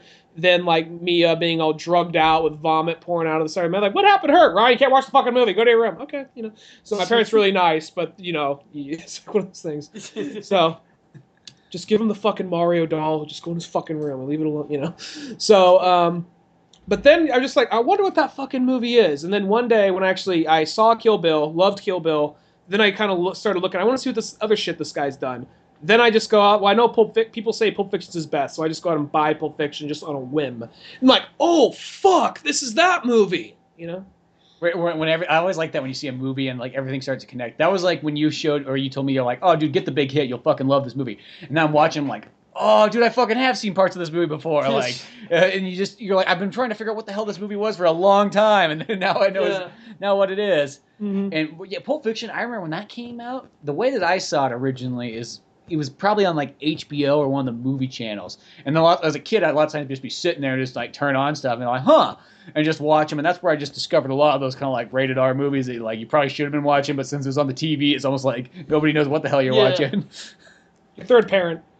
Yeah, exactly, third parent. So that's where I remember seeing Pulp Fiction. And then, and I was just like, oh, that's cool. As a kid, it was just something that's like, oh, this is fucking cool. This is like fucking defines my childhood. It's, because you really don't realize sometimes like Pulp Fiction, even though it's got all these like 70s elements, that movie's like 90s as fuck. Yes, it is. Like it really is like one of those movies that just like totally defines like that time period a whole lot. Even though it's being over retrospective and everything in it, it's weird how that sort of is. Well, the other ones none of the other ones have like that. Reservoir Dogs doesn't feel like it's 90s as fuck. Reservoir Dogs did to me, actually. It did. Maybe like 80s to me. Tim Roth's haircut alone kind of reminded me what yeah, okay, I will say Tim Roth actually does have like, his haircut alone reminds me of what like decade it is, and especially what part of the decade. Yeah, I guess that is catchy. I mean, like, I'm not saying there's not stuff in it that you can't like point out, but like it doesn't jump out as much as that. There's just there's always some of those movies that like you almost can't get away like even if they were not even trying whatsoever at the time, it's just like they just become so definitive of their era. Yeah. Like Clerks is 90s as fuck. There's no way around that one. But yeah, that one's just 90s by just filming real people, like, and that's how you get that like 90s as fuck like vibe. But it still translates into other generations. Yes, it is. It's almost like another movie. It's like that's like Clueless is like just as 90s as you can fucking get. Fuck Clueless. Fuck Clueless. That's one of the movies I like. I just don't like the fact that sometimes like some of the worst people alive are in that movie. I don't mean the actors. I just mean the characters in the movie. Well, because the only thing it's that sort of thing that sometimes I don't like in movies where we're focused on these people that are so extraordinarily rich that I always go, who the fuck relates to these people? You know what I mean? Like I look at it as like almost like because that's just one of those movies. To me, it just reminds me of like. I just remember seeing that movie in theaters. Like I went to like my friend Liz's like birthday party, and I was like the only guy there. Like gonna go see like Clueless in theaters and whatnot. And then I remember seeing like What Women Want later on for like one of her other birthday parties, and it's just kind of like I just go see all these female movies. So like I have like these kind of like fond memories of like that time period and watching that movie. But it does like when I think about those characters, like the older I got, it's just like it's these like extraordinarily rich upper white people like, and that's the thing that's like. In movies, I like movies that are about like poor people, but don't treat poor people like badly. I like when it's just you're not watching about these people. That's like who the fuck like. I mean, I don't mind if it's like I'm watching a space adventure. And it's like okay, I know I'm never gonna be in space and have these sweet, cool adventures with Ripley, but like that's cool. But when you watch movies like that, where it's like, okay, like and they're made for like they want people to think that they can actually be. Like a Beverly Hills person, but they know they'll never be. That thing always bothers me. Something about like those kind of like movies is it's not even like I think you can still kind of get away with having like a rich cast or a cast that would usually not even be aimed at you. And I think a good example of that would be like, for instance, a movie I flat out love is 500 Days of Summer.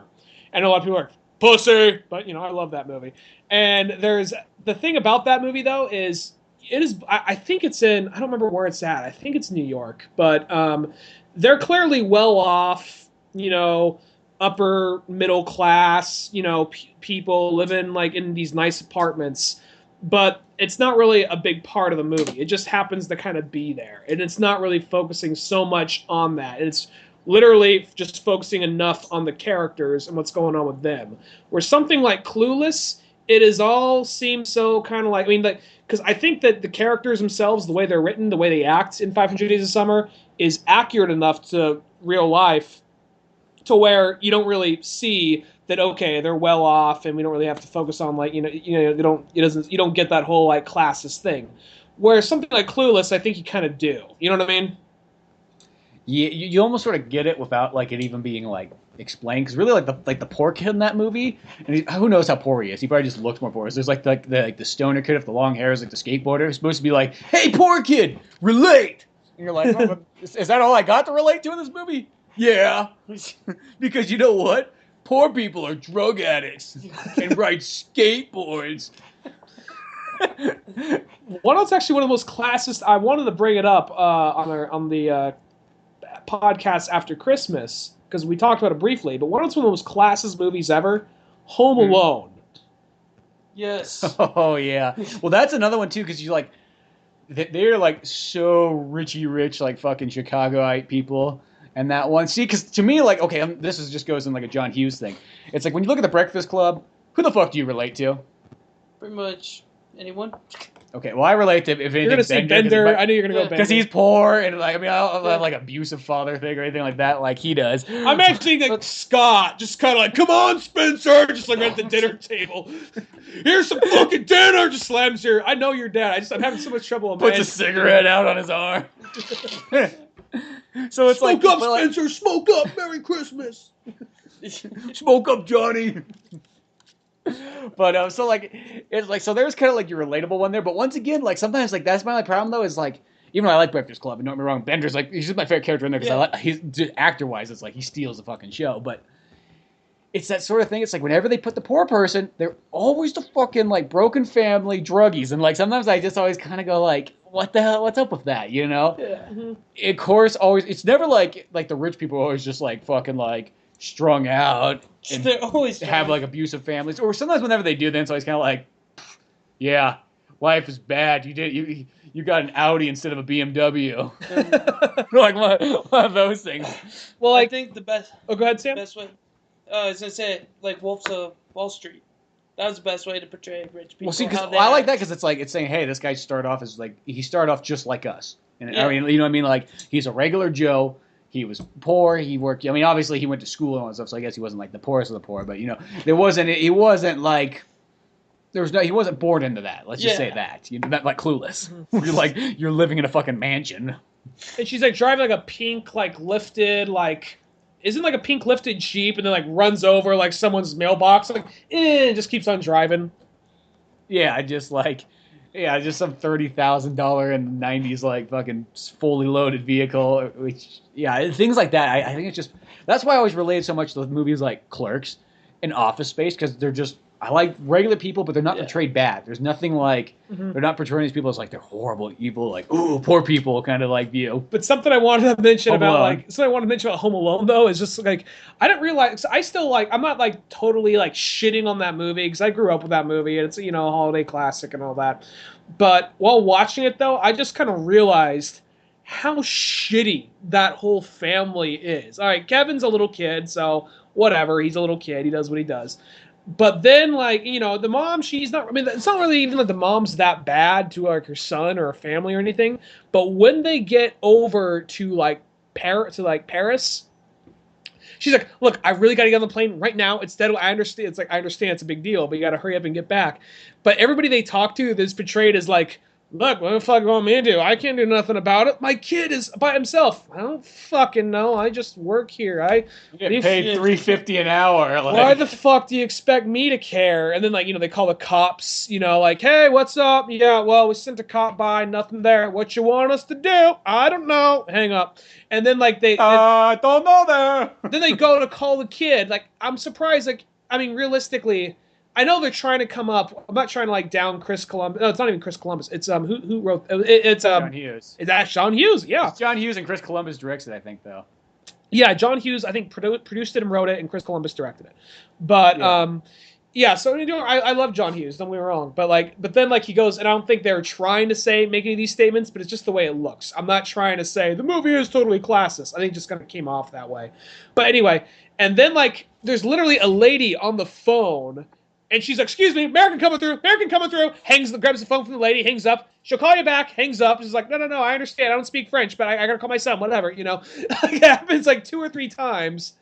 And then they just like I have money. I should be respected. Yeah. Kind of and everything in the movie, it's kind of like anybody who works at a store or works in the service industry is some kind of force in between what they got to get to. Even the kid, there's the part where he's backing up scared. It's like, Johnny, beat the fuck out of that kid. He's stealing a toothbrush, so. Yeah, sometimes they do that. And I think this is sort of what happens too, though. It's like once you get kind of rich and you're making movies and stuff like that, who are the people you're hanging out with now? We're hanging out with a bunch of rich people. You all live in small mansions. That's all you know. Yeah. So then I think you start writing about things like that because you just assume that everybody else must live like this because it's all you know now. And I think that's how those movies kind of come out. So you're writing them for the people you think that are that, but you don't realize that hey, the rest of America is kind of poor because they're not even writing like I would say in Home Alone. That's upper middle class for sure, right there. How fucking big that house is. I mean, yeah, they may have 9 fucking kids, but that just because you have 9 fucking kids doesn't mean you're going to be poor of that style. I want to be really happy if because how there's the family, there's the main family, and then there's the secondary family with the aunt, the uncle, then all the cousins. I think the movie would have been so much happier if they say, "Oh, where's Uncle? Where's the uncle and the aunt and all them?" "Oh, well, they're on the plane right behind us, and it crashed and went down." Have you ever seen? Just that little John Williams score comes in, the happy, optimistic one. Have you ever seen the movie The Hotel New Hampshire? No. It's based on a book. It came out in the 80s. It's got Jodie Foster and a bunch of other people in it. This movie has...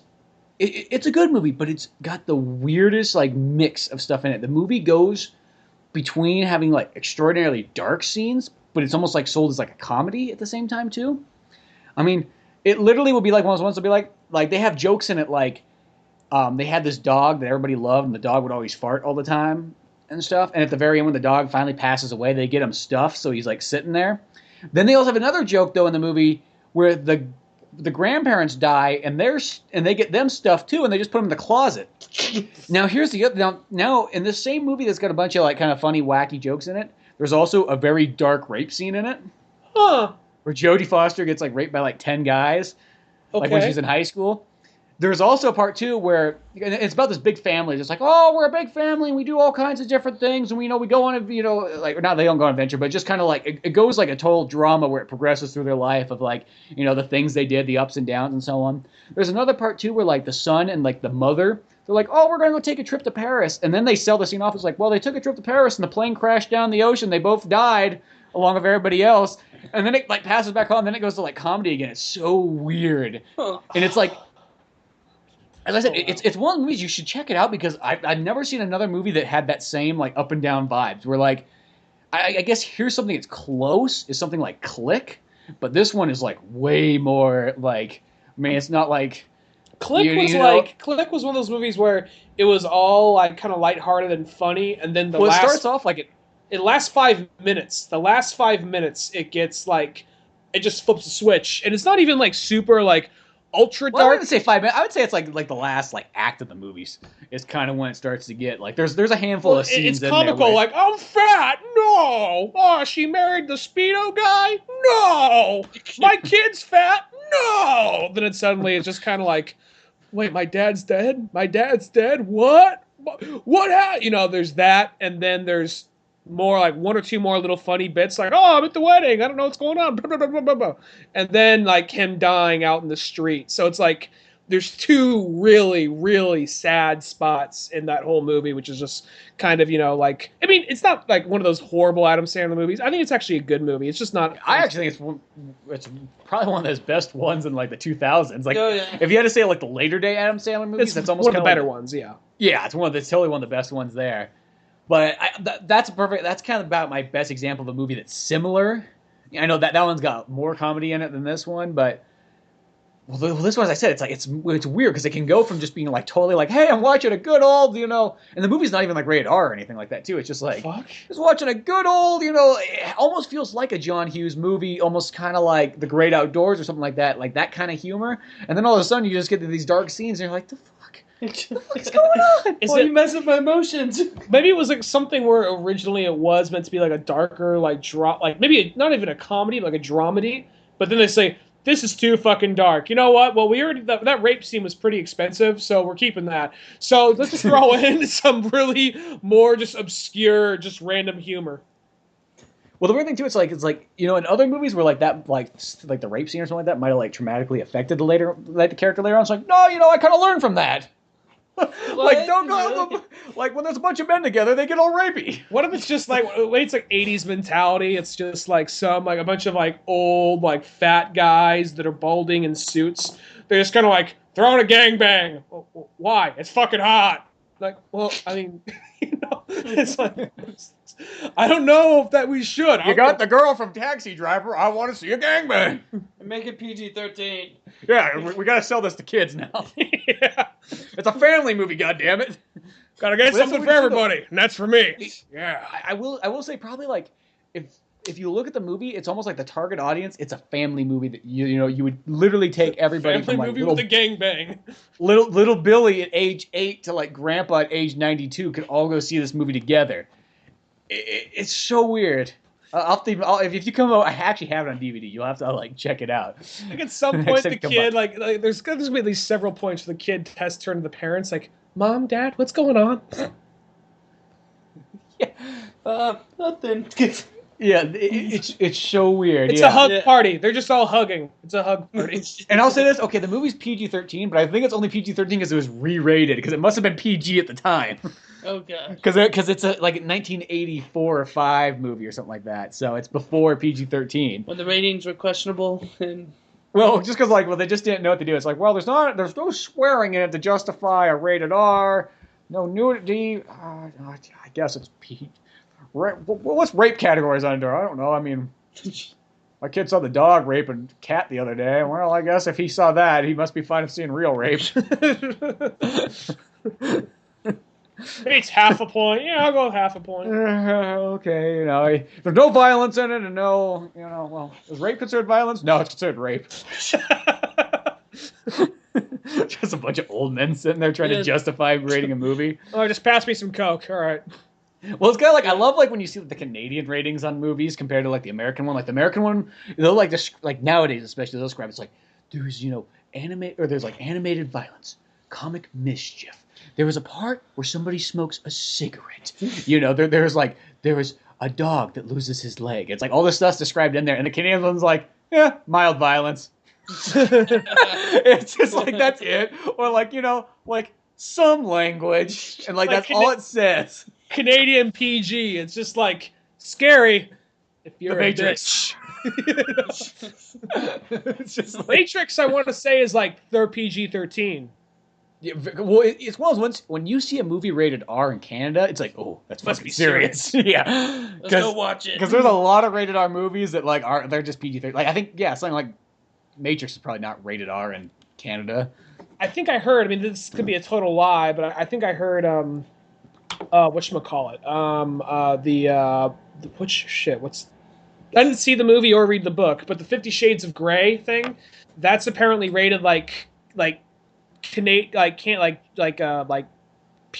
or whatever in France, like whatever the French equivalent to PG is. Well, I think because in France they don't give a fuck. Yeah, it's like that is Tuesday. We don't give a fuck. Well, to them it's like like rape. It's just like rape and sex. It's like it's everything in France. Sometimes you're with your buddy and you just say, let's fuck each other right here on the street, and everybody says, let's drink and eat cheese. They don't go gay party for nothing. Except for France always has some of the best action movies, though. I think that like at some point somebody was like, you know what? We get so much shit for being the pussy country. We're just gonna start making the best fucking balls to the wall action movies. And for about the last like 30 years, France just like turns out nothing but they come from like the same 5 guys, but but like they turn out nothing but these like some of the best action movies. And it's just always like whenever somebody wants to pull that France one, it's like, dude, Have you seen like a lot of these movies? Have you seen Leon the Professional? Have you seen what's that John Travolta one? From Paris with Love. From Paris with Love. Have you seen The Transporter? Have you seen, and a lot of people go, oh, I didn't even know that was French. I'm like, did you ever realize that like everybody around Jason Statham happened to be French? Yeah. Well, that's one of those things you don't realize with like when you're, but like I think it's still something that could slide by you. Like actually, Kick-Ass, even though it takes place in America, I don't know if it's really shot in America. That's technically it's a British movie. Kick-Ass is a British movie, and another thing like. You don't realize a lot of times, oh, this is a European film. They just like you realize, you know what's going to really put asses in seats? Get this one or two big actors, and then make them all speak English, and it'll be fine. I never realized that. Well, it's like From Paris with Love is like the perfect example of that. You get John Travolta, big American actor, and stuff, and then if you look at it, it's like, well, of course it's a French movie. Everybody else in the movie's French. He's in France. And then you look at all the cast and crew, and everybody else is French. Yeah. But it's such a smart thing. It's like there's always some countries where it's like, why did you make that movie all in Swedish when you could have just put it in English and sold it to so many more countries? And I don't say it like it's like a dick, like don't make it in fucking Swedish. But it's that thing. It's like, I just don't like to read. That's all. Well, it's just that one. It's like okay, it's like there's when it gets down to movies, there's almost like 5 main languages that it probably should be in. They get like a wide appeal. Yeah. You either put it in English, Spanish, French, Japanese, or Chinese. Probably those are like the 5 main ones that you could probably get away, and you could still get a big target audience. Because in Europe, everybody's going to speak either English, French, or Spanish. You know what I mean? So you covered everybody there. Yeah. In the U.S., you're going to cover most people by if you do English, and then North America, South America, Spanish, and I guess if you're in some people for French, if you're like Canada, Canadian name, East Canada. Yeah. And then China, of course, and Japan. But sometimes it's when they make them in just like small languages, like this is a Czech movie, and it's like it's all in Czech, and you're like, oh. I mean, I get it if it's like a historic, it has to do really with the country. But when you just got like a regular movie, and that's how you chose to do it, it's just kind of weird. Yeah. I'm just trying see because Italy kind of like started like they did it from the beginning. They were like, fuck yeah, we'll make it. Of course, it's in English. Yeah, we got a bunch of Italians running around here, and some of them can't even speak English, but we got dubbers for that. Yep. That's what's so confusing with the original like Fistful of Dollar films is like you look at them. When I was younger and I'd watch like, wait, that definitely did not come out of that guy's mouth. It's not matching. That boy's voice is fucking weird. Yeah. Like, Papa, why, Papa? You're like, and as a kid, you're like, that must be what they sound like in Italy. Fucking children over there are weird. The dubbers probably thought the same thing. Because I think all those early Italian movies are shot like how Chinese movies are, where they're all dubbed. They didn't have microphones or anything. They just shot, and then they redubbed them in later. So you watch an old 70s Chinese movie, even if you're watching it in Chinese, it's still technically dubbed. Yeah. Because they didn't film any of it there. They just redid it later on. Did it fucking anime style. That's when you're younger. You're just like, God, everyone over there must be a ventriloquist because his lips aren't matching. Exactly. It's fucking weird. But... well, that's probably a good place to leave off at. We'll go so much farther into the night. But make sure to check out oldmanorange.com for more podcasts, cartoons, music, movies, so on. You know the drill. Go to Amazon or use one of our Amazon links to help support us. You can find that either in the drop-down thing in the description of the podcast or at the website itself. You click on those links. It doesn't cost you anything, but gives us something back in return. So till then, I'm Spencer Scott Holmes. I'm Ryan Dunigan. And I'm Sam Kern. We'll see you some other time. Later, folks.